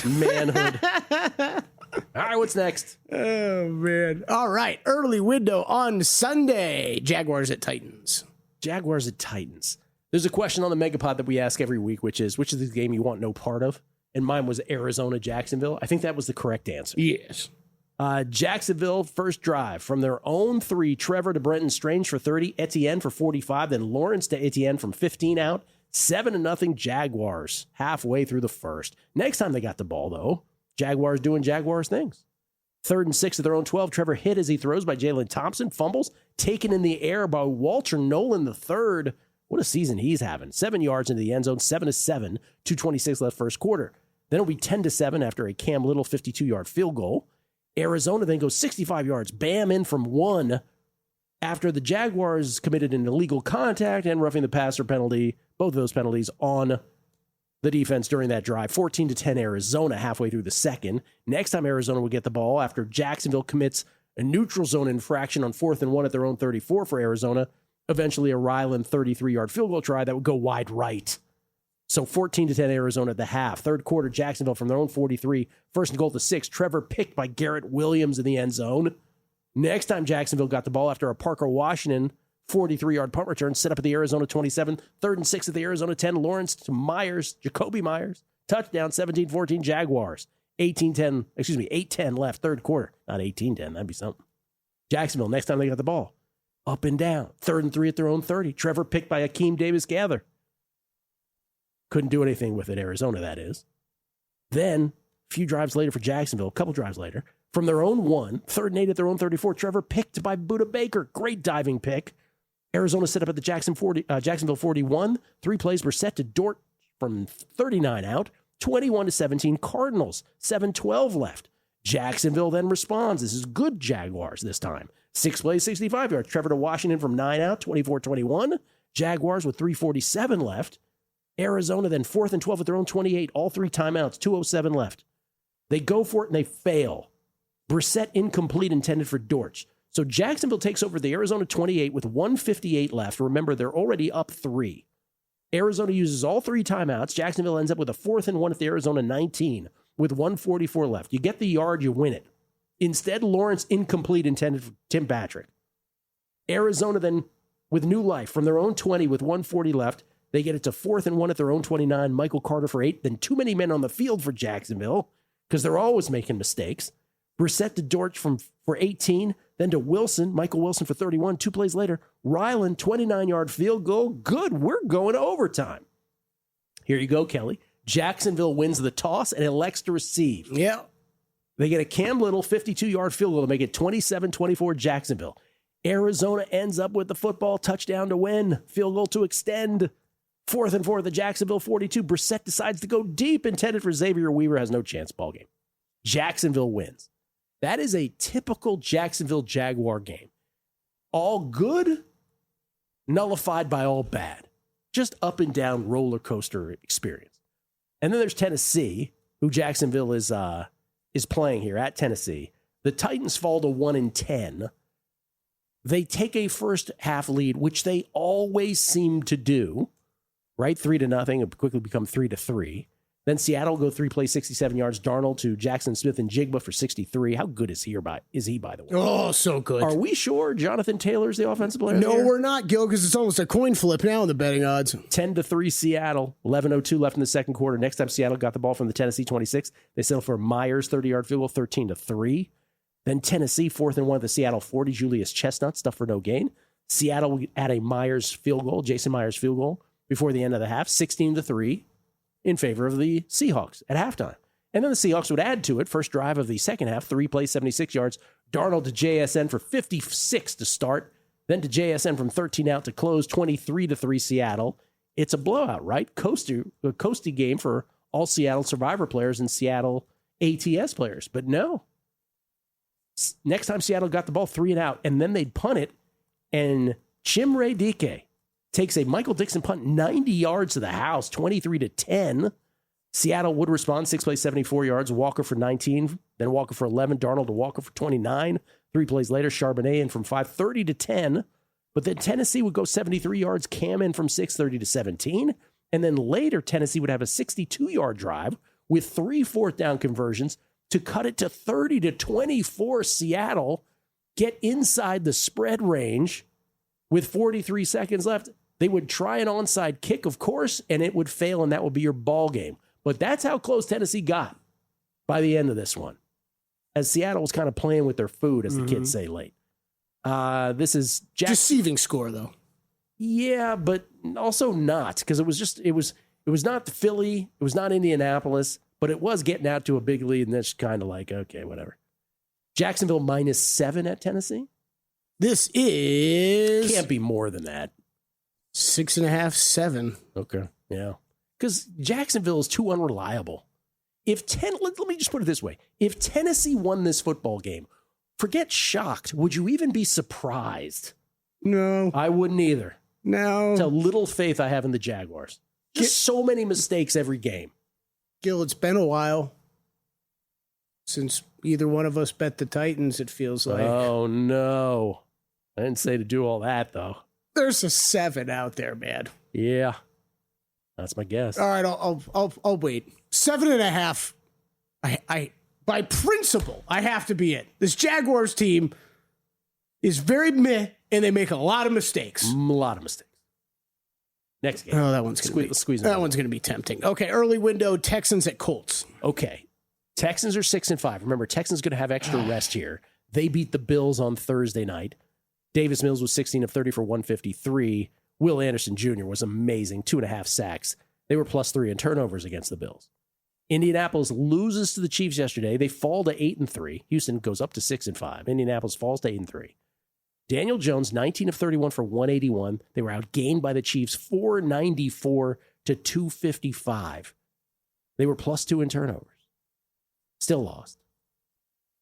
Do you have faith in either of these teams? Is this going to be Davis Mills? Is this going to be C.J. Stroud? I'll say the Colts -4.5.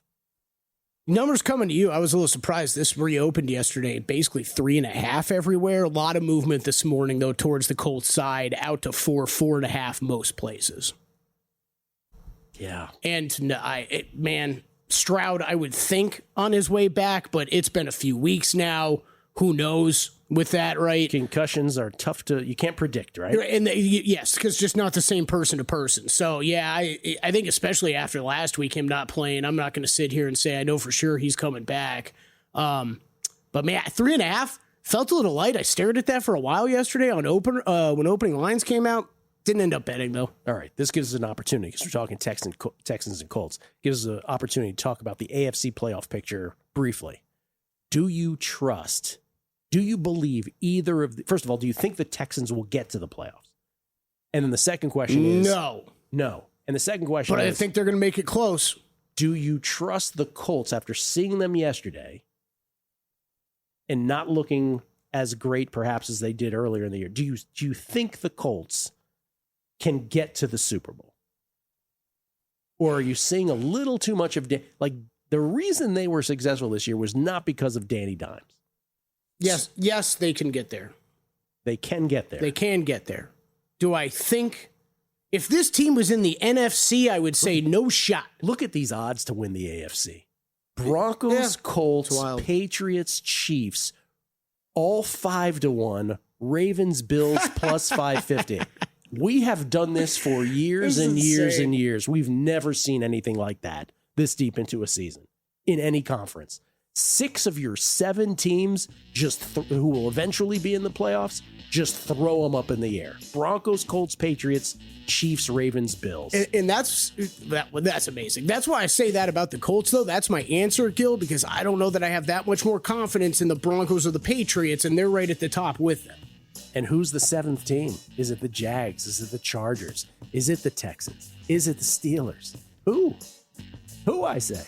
Coming back, more guessing lines on a numbers game right here at VSiN. A numbers game on VSiN, the sports betting network. Back on the numbers game, live from Circle Resort Casino, downtown Las Vegas. It's Gill Alexander. That's Kelley Bydlon. Can't believe it. We're headed to week 13. Week 13 in the National Football League. It's almost December, Gill. Thanksgiving week. Was there anything better when you were a kid? Thanksgiving week was awesome because we used to have, I don't know if you guys, by your time, we used to have half days on Wednesday, full day Monday, full day Tuesday, half day Wednesday. I think that's how it worked for most places that I went to school. So great. Then you knew there was football. There's only 2 games back in the day on Thursdays. We had 2 games, the pandemic 2020 Thursday. But then, since then, obviously, back to the normal 3 games now that we've become accustomed to. And they added the Friday game as well. So it's nirvana. Is that how late they started that? What? We still had 2 games in the first? No, I think the pandemic was a strange year, maybe. Oh, okay. And I think it went to 2 games because of that. I don't know. Maybe that was only, we had 3 games before that, for sure. But the pandemic, because I remember I was in Survivor still at that point, and I had the Texans that day who rolled. Little did I know I was going to get beaten by the Rams loss to the Jets subsequent to that. But they had a Thanksgiving quirk on and Circus Survivor even that year. We get tweets of beating the book. James NTU 89. Jacksonville and Survivor this week. He says, what could go wrong? Oh boy. Oh. Get through Thanksgiving first, though. Unless you're in non-circa. Jack Olaquire. Gill, the Olaquire brothers are hoping everyone subscribes to your game theory and plays the Bears. We've played them and probably now going to be on Philly with the masses. As Bears fans, we've enjoyed their lucky run, but now it's fly, Eagles, fly. Well, I think most people are going to be on the Eagles. Most people will be. Could this be the year where there are way too many people that get to the promised land? They get through 20, quote-unquote, weeks of Circus Survivor. And then the chop is... What's way too many people? Not exciting to anybody. What's way too many people? Over 100, I'll say. Okay. Could this be that? If you had asked me that question, I would have given you the same answer. I mean, I don't think it will be, but everybody's on Philly. Philly wins. Christmas is still the great equalizer, though. Christmas, good luck. Well, I think you get to that point. That's where it really starts to trim out the rest of the people here. Yeah. Real quick, we just showed the AFC odds to win that conference. And 4 teams are tied at 5-1, 2 others at plus 550. We've never seen anything like that this deep into an NFL season, I think, ever, and I don't think I'm being prisoner of the moment. That's unbelievable. Look at it again. Broncos, Colts, Pats, and Chiefs, all at 5-1 to win the AFC, getting through the playoff gauntlet. Ravens, Bills, plus 550. 7th spot? Well, choose between the Jags, Chargers, Texans, and Steelers. Let's take a look at the NFC. Chargers. It's not going to be quite as tight as this, but let's see what the NFC looks like right now again, with 1 game left in Week 12. Rams are 2-1. Eagles, after their loss to the Cowboys, are plus 340. Seahawks are 5-1. Lions are plus 650. Packers are plus 750. So 5 teams bunched up around single digits, but not nearly to the complete flatness and level playing field of the AFC. And then as far as the 6th and 7th spot, Niners are 16-1. Buccaneers are 19-1.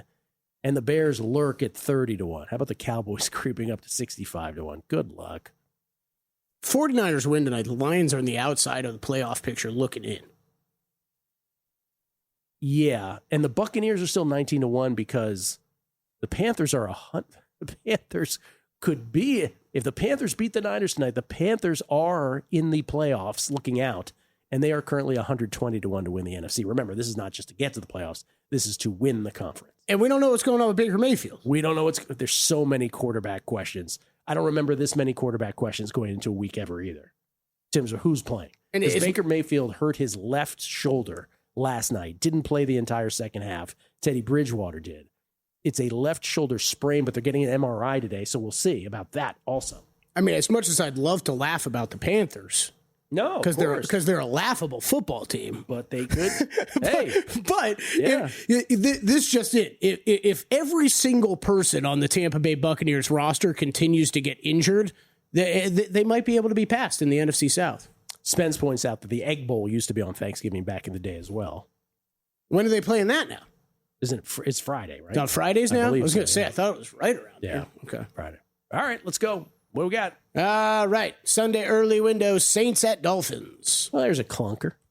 2-9 Saints, 4-7 Dolphins. Dolphins with a week off after their London victory. Was it London? No, Madrid victory. España. Madrid victory over Washington, which was a tour de force of Mike McDaniel.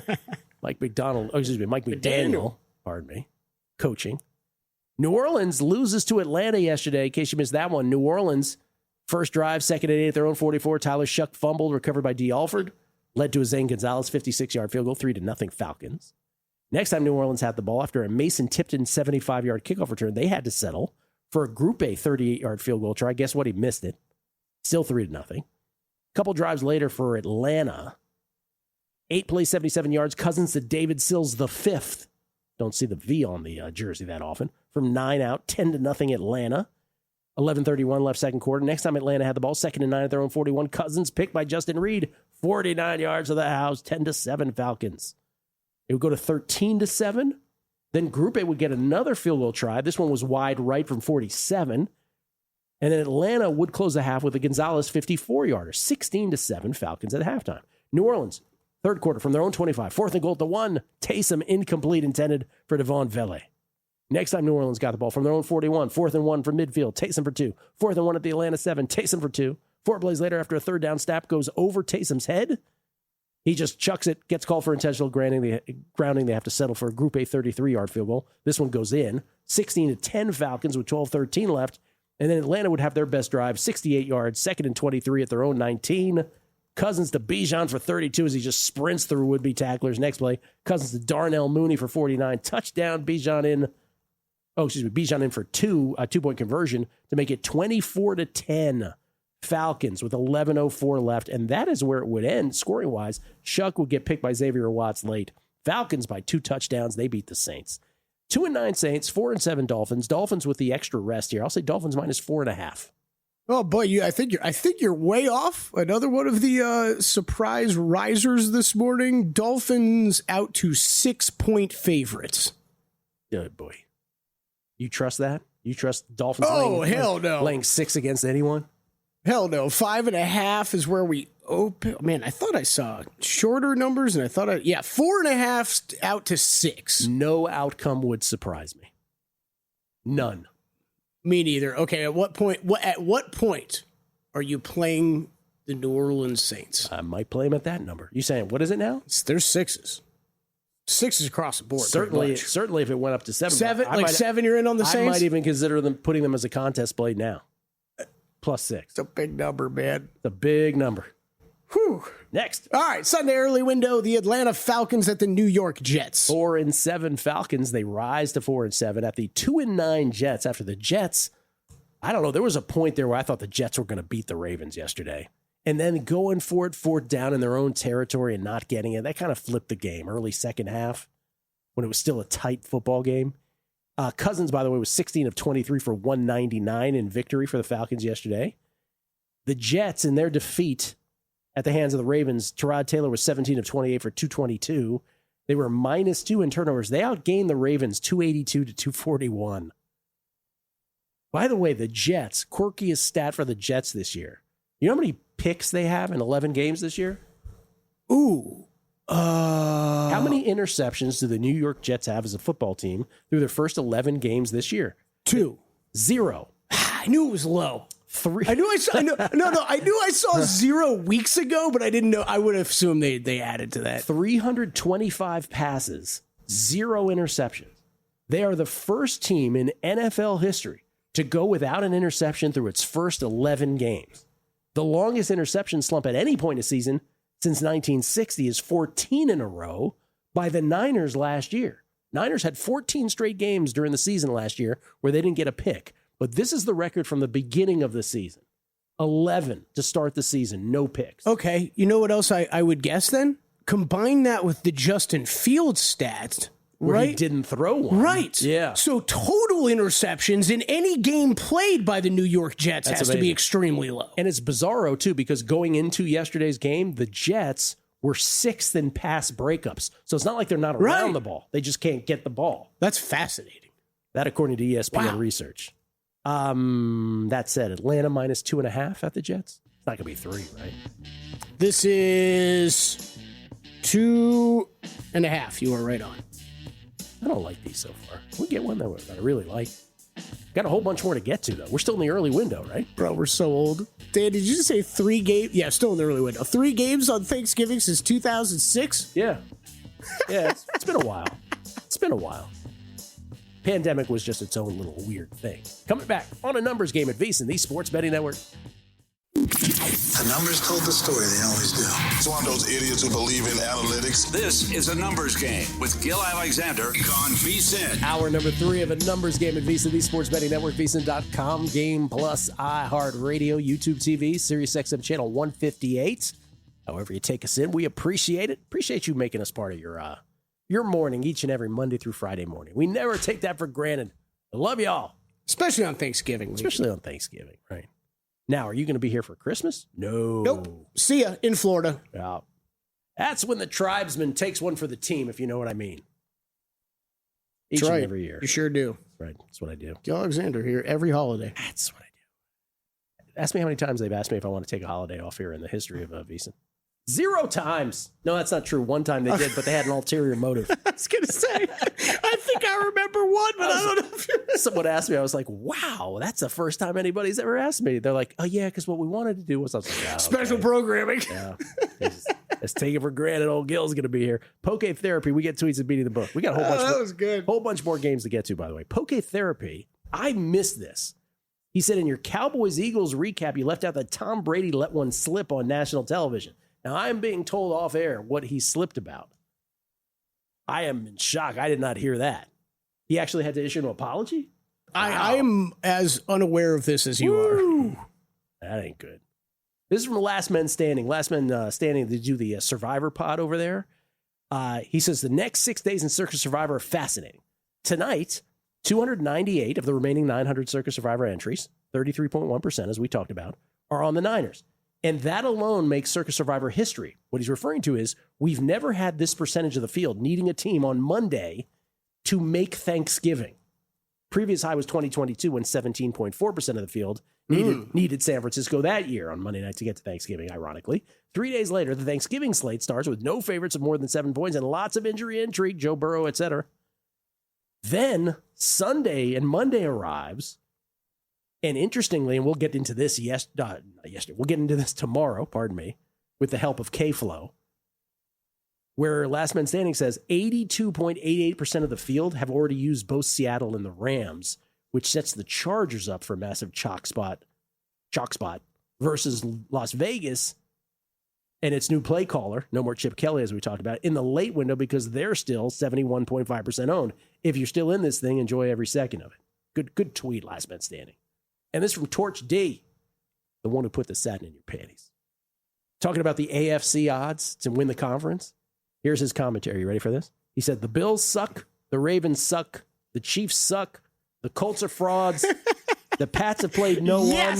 The Pats have played no one. Broncos are going to the Super Bowl, he says. He veered that towards the Broncos. I thought he was just going to blast everybody. Okay. Well, good. I good. did too. You've got a solid veteran quarterback. You have no concerns about it all in Denver. We could have just Congratulations on the Super Bowl. We could have just come on the air this morning and just read his tweet and left.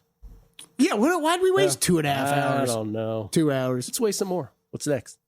Next up, on Sunday of Week 13, as Cardinals hit Buccaneers. Why are you stalling? Because I lost my spot. I was like, what's happening? We're still in the early one. No buys anymore, right? Correct. No buys. No buys this week. No buys this week. We do. I remember there were Week 14 buys. That's right. Arizona, the 3-8 Cardinals, who we talked about, lose to the Jaguars. Jaguars were like, here, go ahead, take the newspaper. They wouldn't take it. Brissett, 33 of 49 for 317. That off his 47 for 57 performance the previous week. Remember that guy, Kyler Murray, that used to play for them? You remember that guy? Mm-hmm. Wow. Brissett got sacked 6 times, too. Michael Wilson, 10 catches for 118, +4 in turnovers, and they still couldn't win it, +4 in turnovers. That's the thing. Jacksonville was -4 in turnovers and still won. So maybe I'll give them a little credit for that. Not much, though.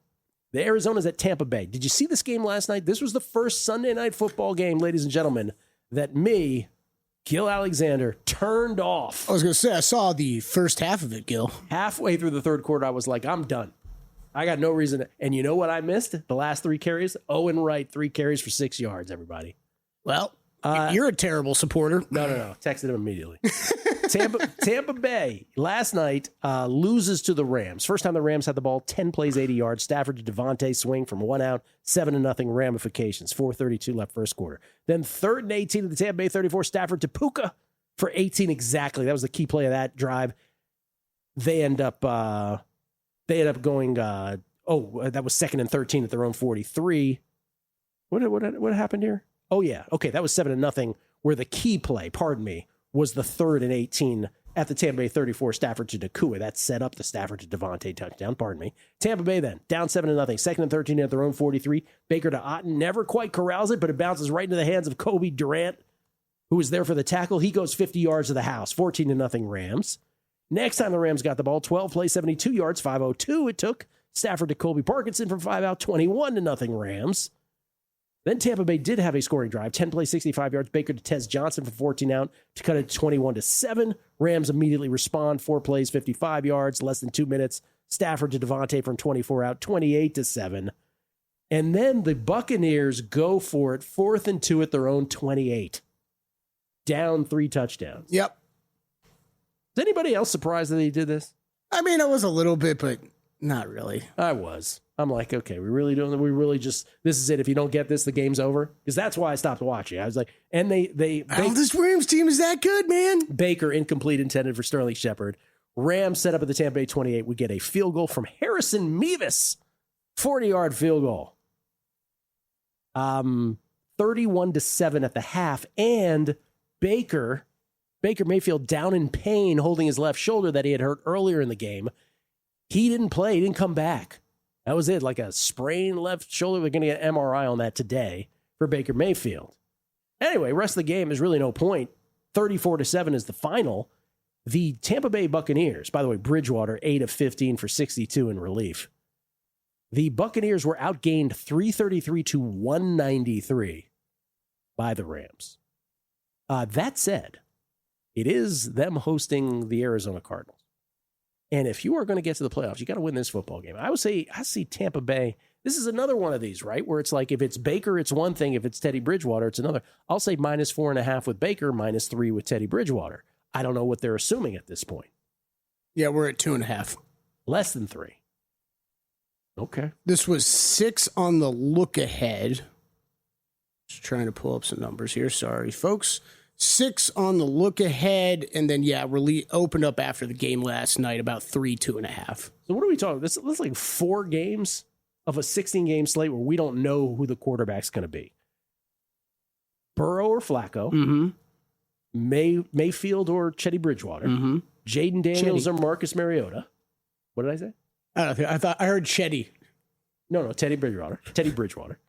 Jaden Daniels or Marcus Mariota.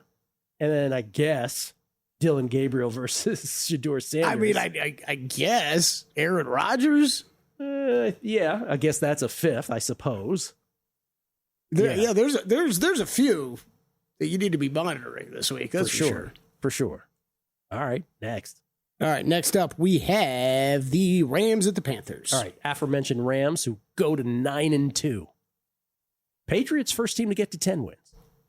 Rams, though, go to 9-2. Stafford, 25 of 35 for 273.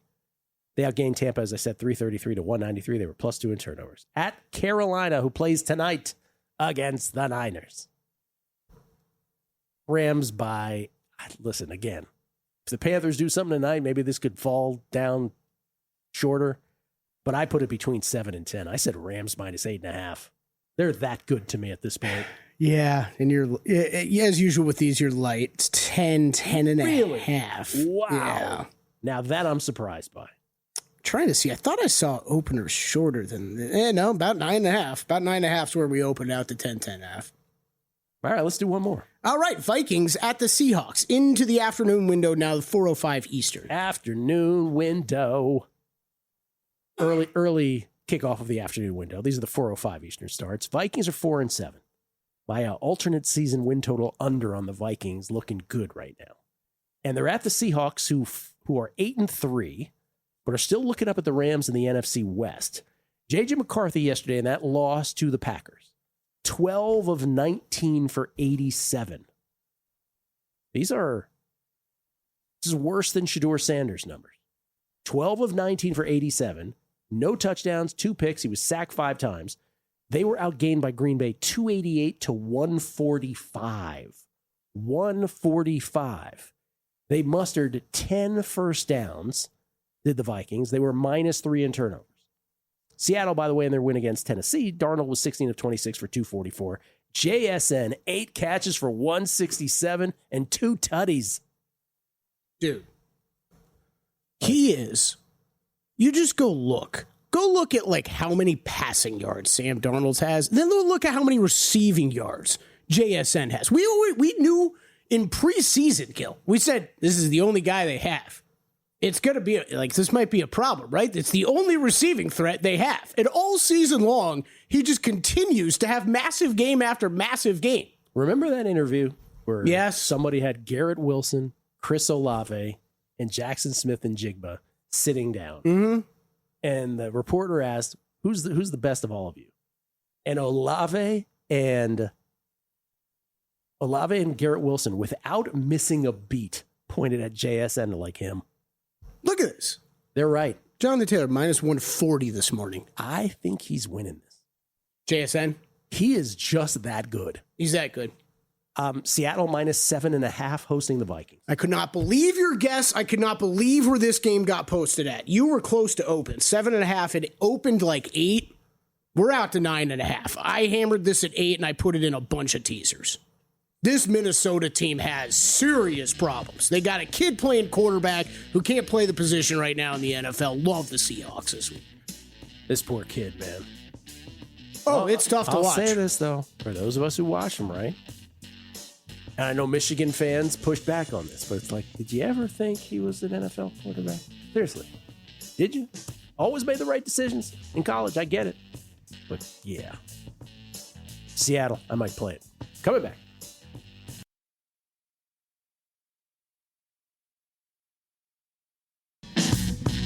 A numbers game on VSiN, the sports betting network. Not a VSiN Pro subscriber yet. This is your best chance. Our Black Friday special is live, and for just $60, you'll get full VSiN Pro access to everything we offer all the way through May 1st. That includes daily best bets from VSiN hosts and guests, real-time betting splits from DraftKings, Circa, and Bracco, AI-powered prop tools, and weekly wide receiver cornerback matchup edges, 24/7 video and replays on the VSiN Watch app, coverage of every major sport through the spring, from football and hoops to March Madness, the NFL Draft, and the Masters. Our biggest new subscriber offer of the year is here. Don't wait. Go to VSiN.com/subscribe now.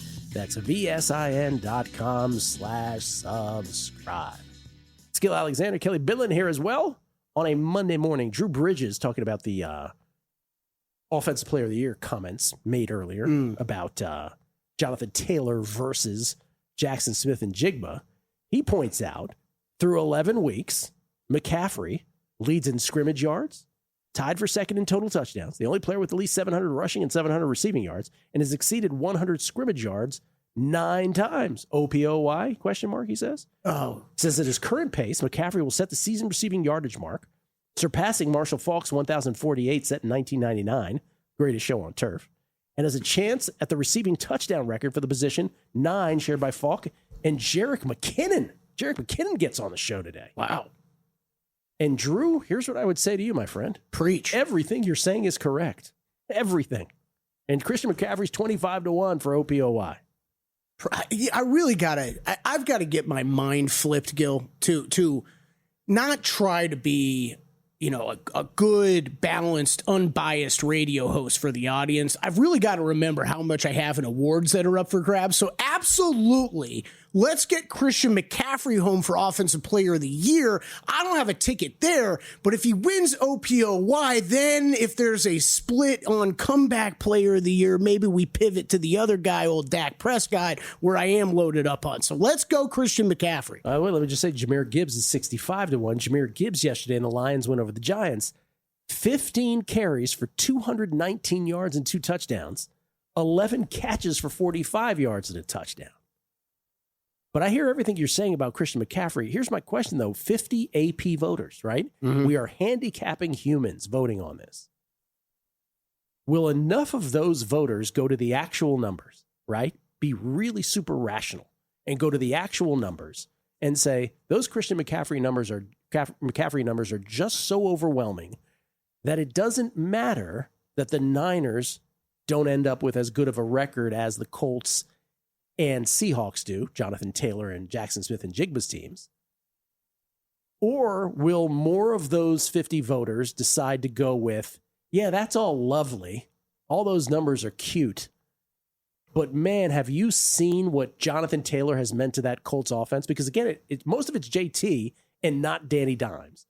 And in the Seahawks case, as you pointed out, Kelley, who are the other receivers? Do you want the numbers, by the way? Yes. That I was, and shout out to Mike Somich and Sharp Money, the great new added NFL podcast this season. I hope you guys are catching on the VSiN Podcast Network. Somich brought this up. I caught him say this. Sam Darnold has 2,785 passing yards. 1,313 of those yards have been caught by JSN. Which already is the Seattle Seahawks season single record. I mean, like, since week one, every defense has been like, well, we got to plan for that guy. I don't know about anybody else here, but we got to plan for that guy. And every single week, they still keep finding him. It's incredible. In other words. And you know what, Gill? I don't want to be one of those anti-running back guys.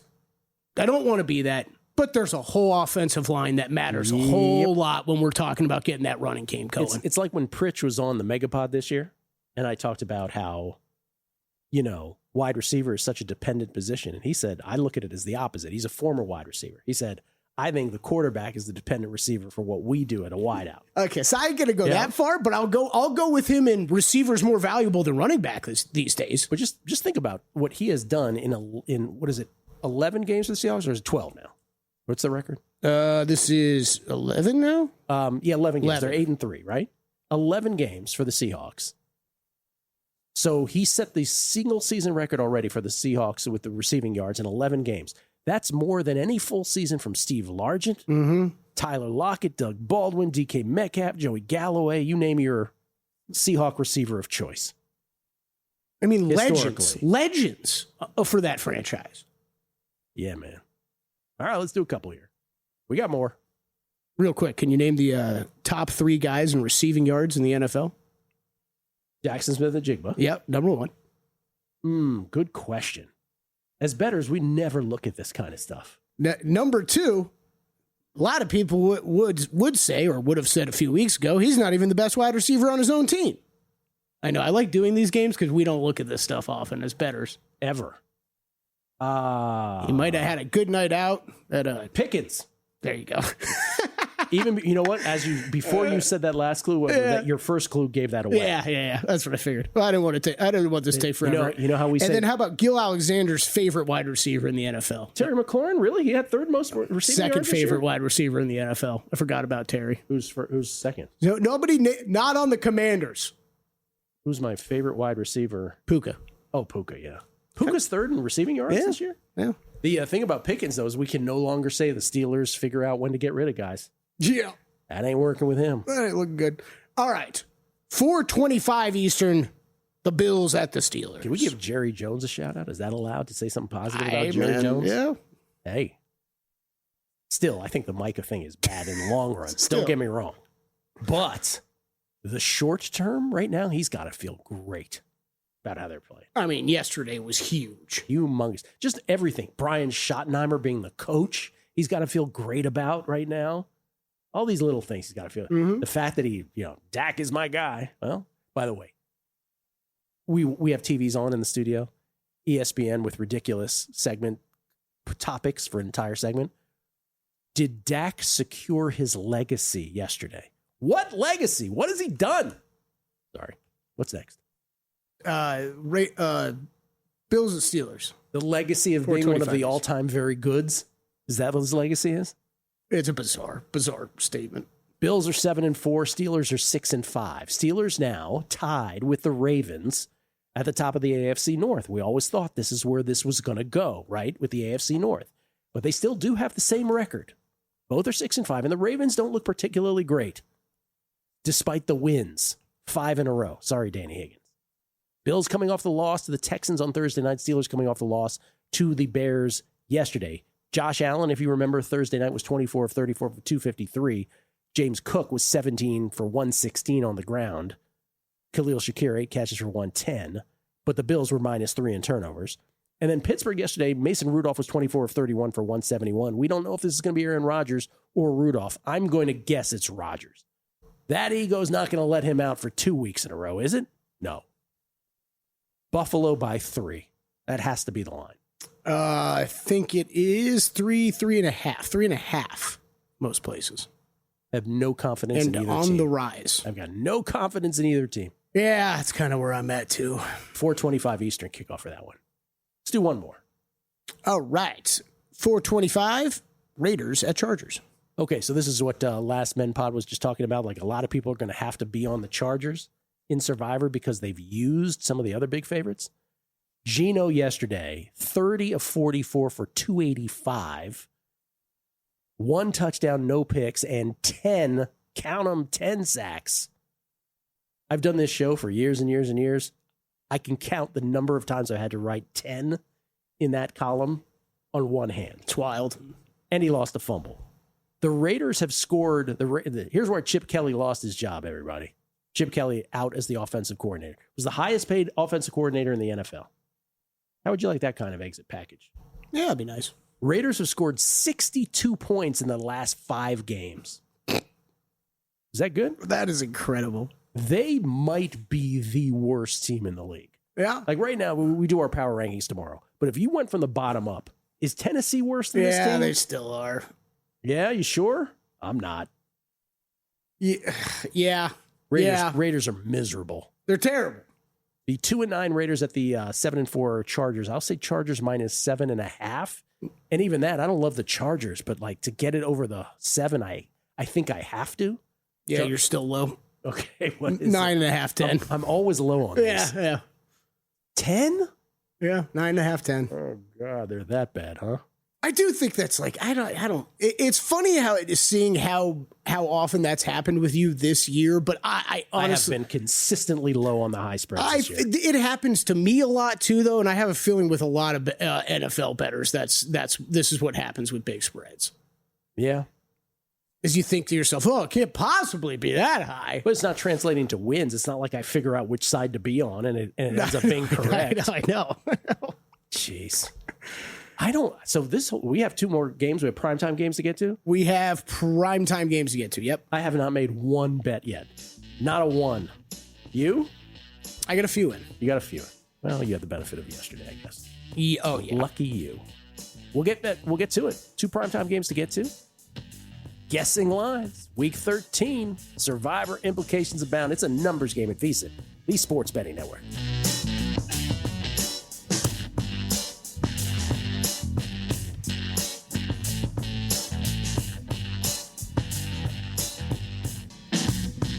A numbers game on VSiN, the Sports Betting Network. Here's the latest from Adam Schefter over at ESPN on the Buccaneers quarterback situation anyway. Pre-MRI, the Buccaneers believe Baker Mayfield suffered a sprained AC joint in his left shoulder per sources. There was no fracture and no structural damage. One source said the Buccaneers, quote, are not ruling out Mayfield for Sunday's game versus the Cardinals, but today's MRI will tell more. All right, that's a whole bunch of nothing. Thanks, Adam. Pre-MRI. Yeah, pre-MRI, they believe. Well, you know what? Pre-MRI, I believe I have tennis elbow. Yeah. Pretty sure about it. I love that there's no fracture and no structural damage. Well, how do you know that then? I don't know. Anyway, this is the week where we have no idea. Nah, there's like 5 games now. We don't know who the quarterback is going to be for some of these teams. We get tweets. Beating the book. Always appreciate it. This is from the Real Knicks. I just completed a sale as you were speaking, but I'm unsure if I secured my legacy. Can you answer that for me? Or is that a question for the brainiacs over at the Worldwide Leader in Sports? This is because I was just railing about the fact that they had this whole segment. Did Dak Prescott secure his legacy? What are we doing?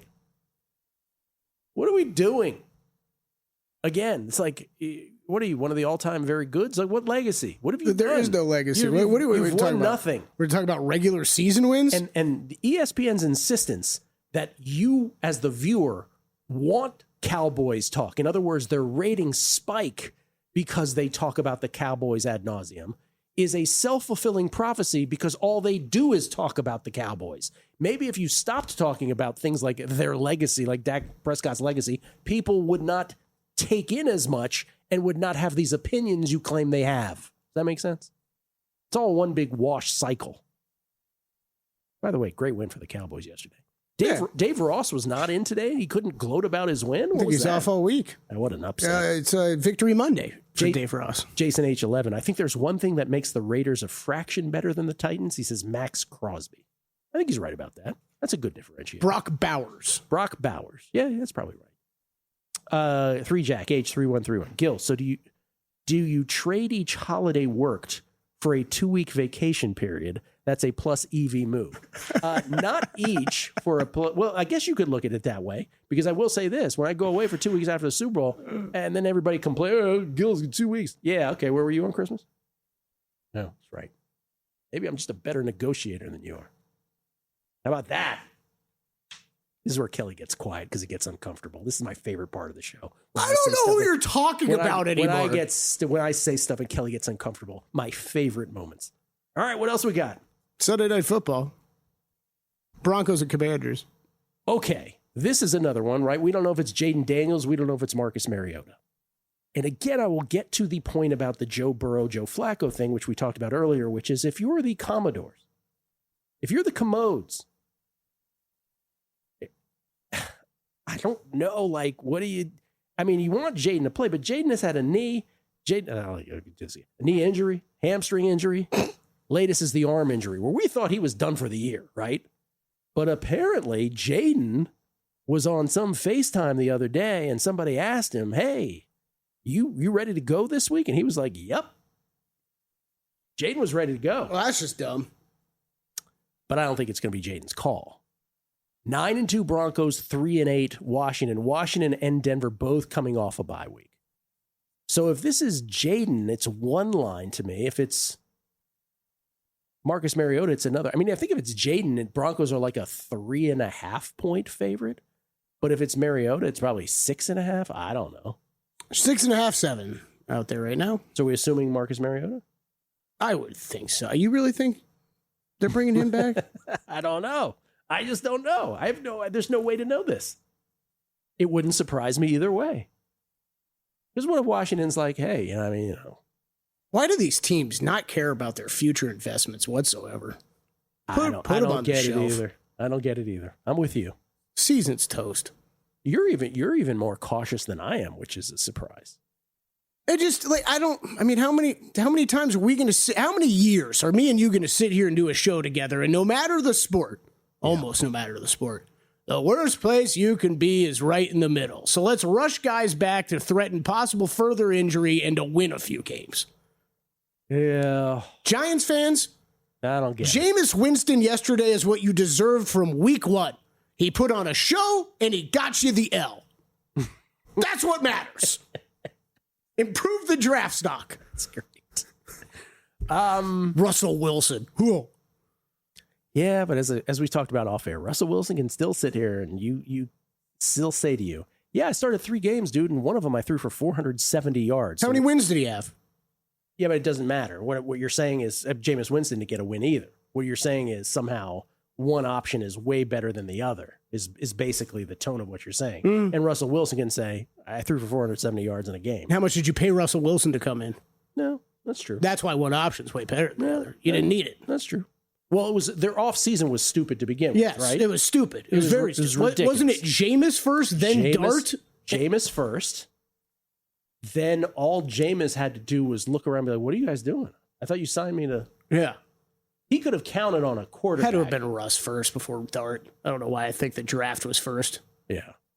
But that's where it was like, wait, aren't you planning on drafting a quarterback? Why would you go get this guy? Okay, can we say this, though, about the Broncos-Washington game? I do think, people are going to accuse me of homerism here. I do think that if this line is too big, that Washington is the play. I don't disagree. This feels like one of these games where we're getting a little too feisty with the Broncos. There are several teams. I mean, maybe I think Packers and I think Broncos together when I say this, where I'm like, I don't trust you to cover big numbers because you haven't really shown it a ton this year. Your offense is inconsistent. Well, meanwhile, your defense is really good. If you told me you were taking Commanders with 7 points right now because there's one out there, I wouldn't hate you at all. Isn't this a flex possibility now? Aren't we into the flex part of the season? Could the NFL flex this if they wanted to? Because I am told that they will not flex this particular. Well, they got to do it earlier than this, right? Right. So this game is secure as the Sunday night game. Yeah. I think you got to do it like a week and a half before. Which is interesting that they didn't flex it, though. Yeah. I also don't. I'm sitting over here because I'm trying to remember. There's so many rules. Thanksgiving might be its own special week too. Who knows? With how you had to schedule the Thursday games. What's next? All right, Monday Night Football, the New York Giants versus New England Patriots. Verse. Jared Verse. When did verses become verse? I don't know. When did that happen? 2-10 Giants, 10-2 Pats. Jameis, 18 of 36 for 366 yesterday. 2 touchdowns, 1 pick. Sacked once. Wandale, 9 catches for 156 and a touchdown. They outgained Detroit 517 to 494.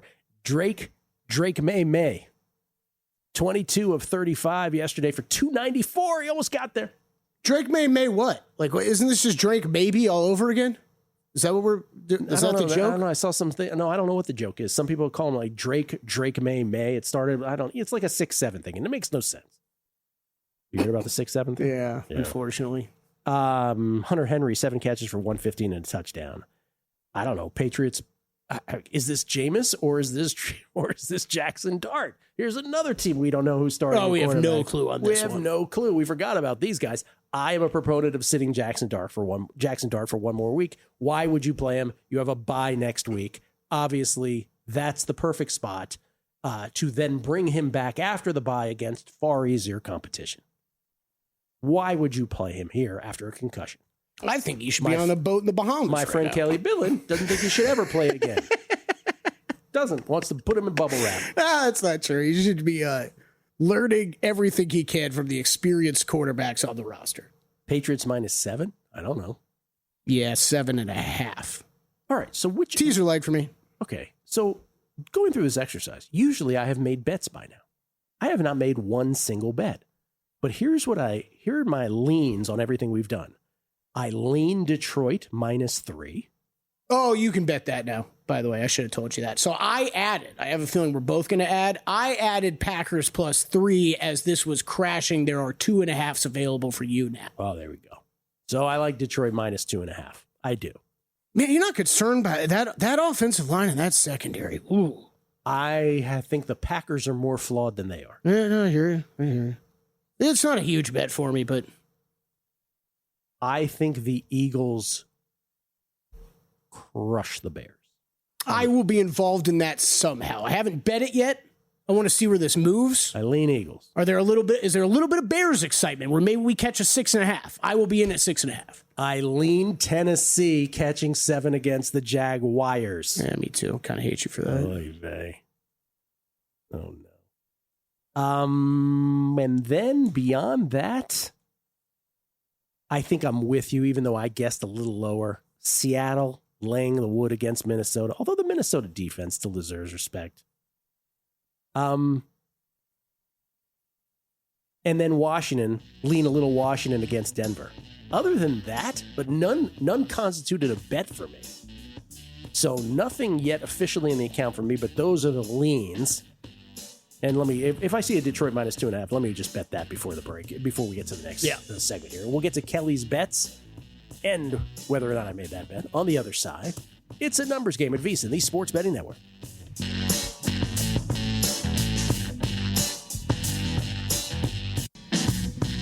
A numbers game on VSiN, the Sports Betting Network. Back on a numbers game. Live from Circle Resort Casino, downtown Las Vegas, Derek Stevens. Paradise here in the desert.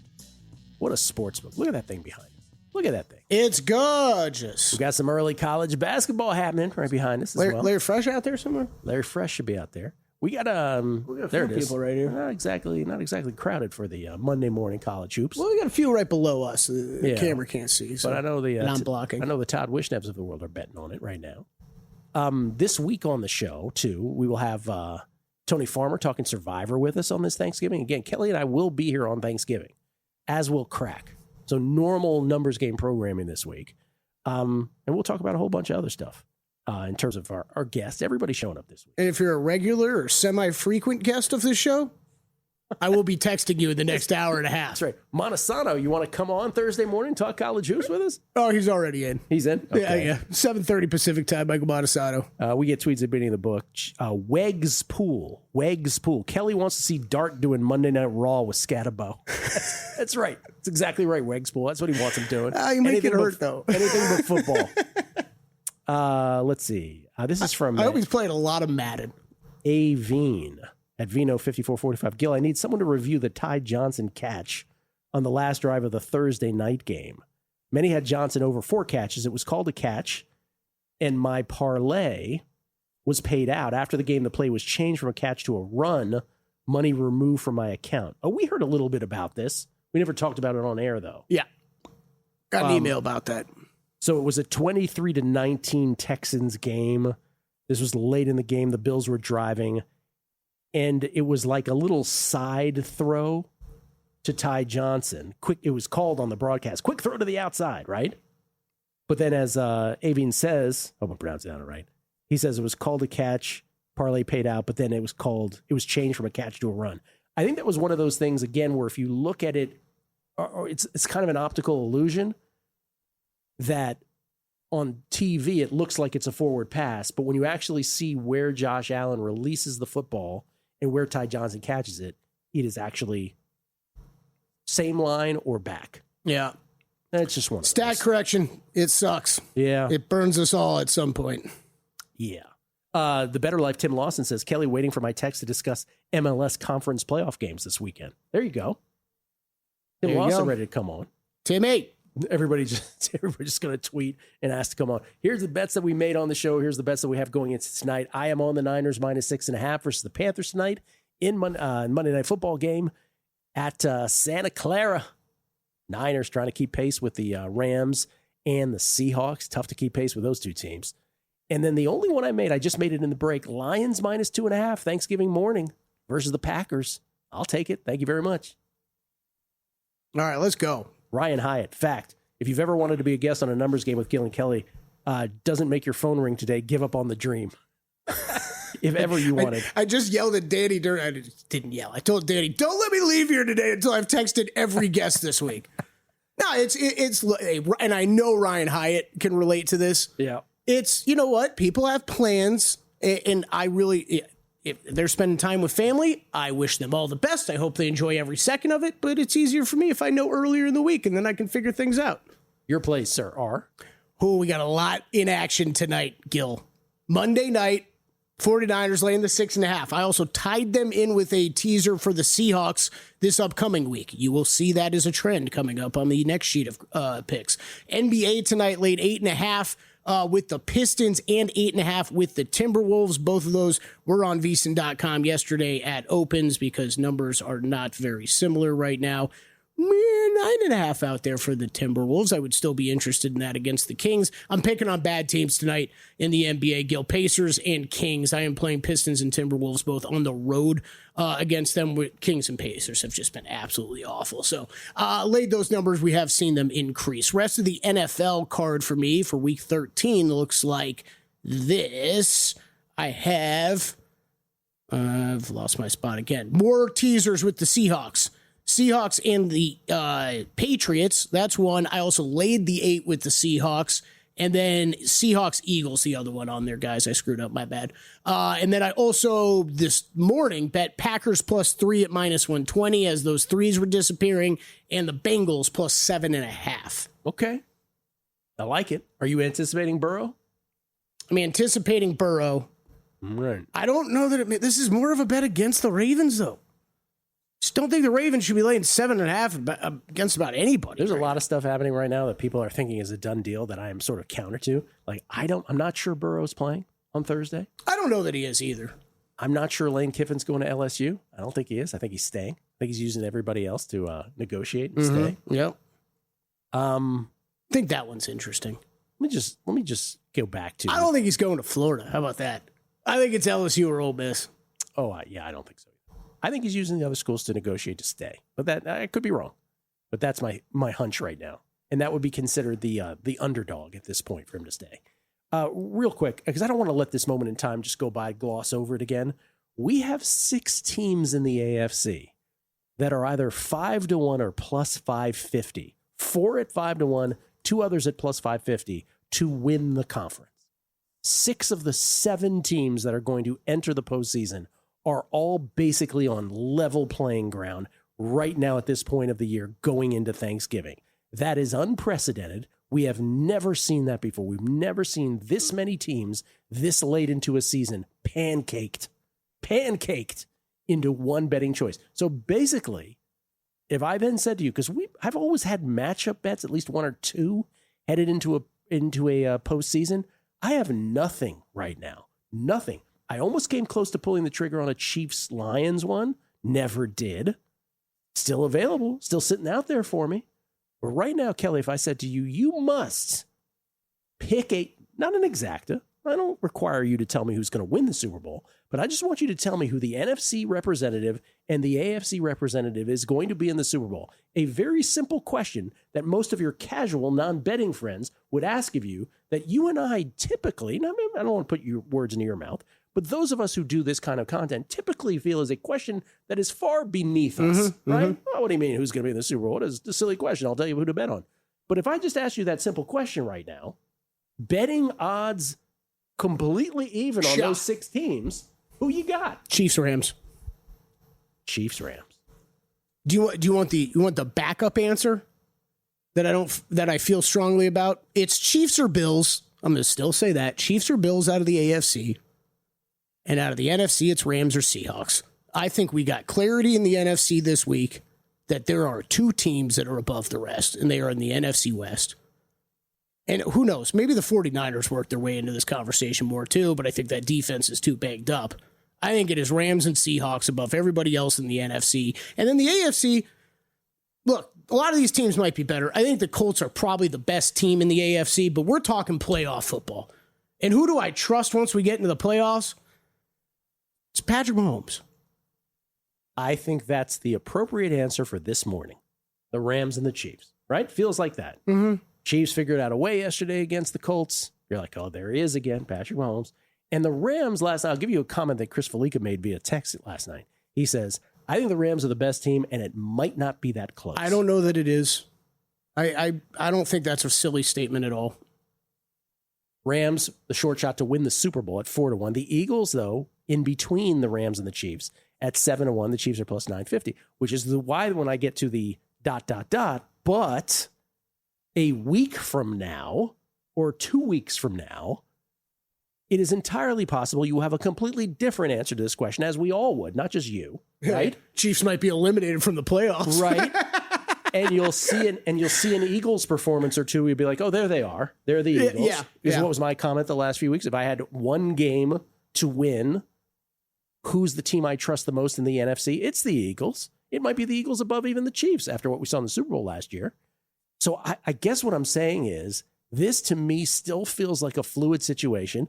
Nothing is as secure as you are in the Rams-Chiefs take right now. Let's just fast forward 2 weeks. We'll see what the answer is then. Did he write it down? November 24th, Kelley proclaims, and will not change his answer, that it is Rams or Seahawks out of the NFC. Cleve TA, this is from Michael Burns. Funny you just brought this up. Great minds think alike. Cleve TA, I had no idea about this. It says 2 hours ago, he said, this is pretty comical. So this is right around when we were talking about this for the first time. He said, this is pretty comical. Can't quite recall such a flat conference winner this late in the season, looking like one of the most intriguing playoffs I can ever remember in the NFL. Totally didn't see that. So he's thinking the same thing. And then the great Swami Gator says, it's a lock that we're getting Kiffin since Kelley says there's no way. Go Gators. Welcome to Gainesville, coach. So we'll see with that. One of us might have gone no on Kiffin being the next LSU coach on a prediction market. That would be me. Oh, interesting. Yeah. For a good payout. I just don't think he's going to do it. No, I mean, could be very wrong. I think Ole Miss is still the most likely, like you said. Yeah. It's just a bunch of negotiating. Get that number up. Just because they're offering, that means he's going to take it. We'll see. Ole Miss says they're matching everything. No matter what anybody offers, they're matching it all. Well, that's not a good negotiating position.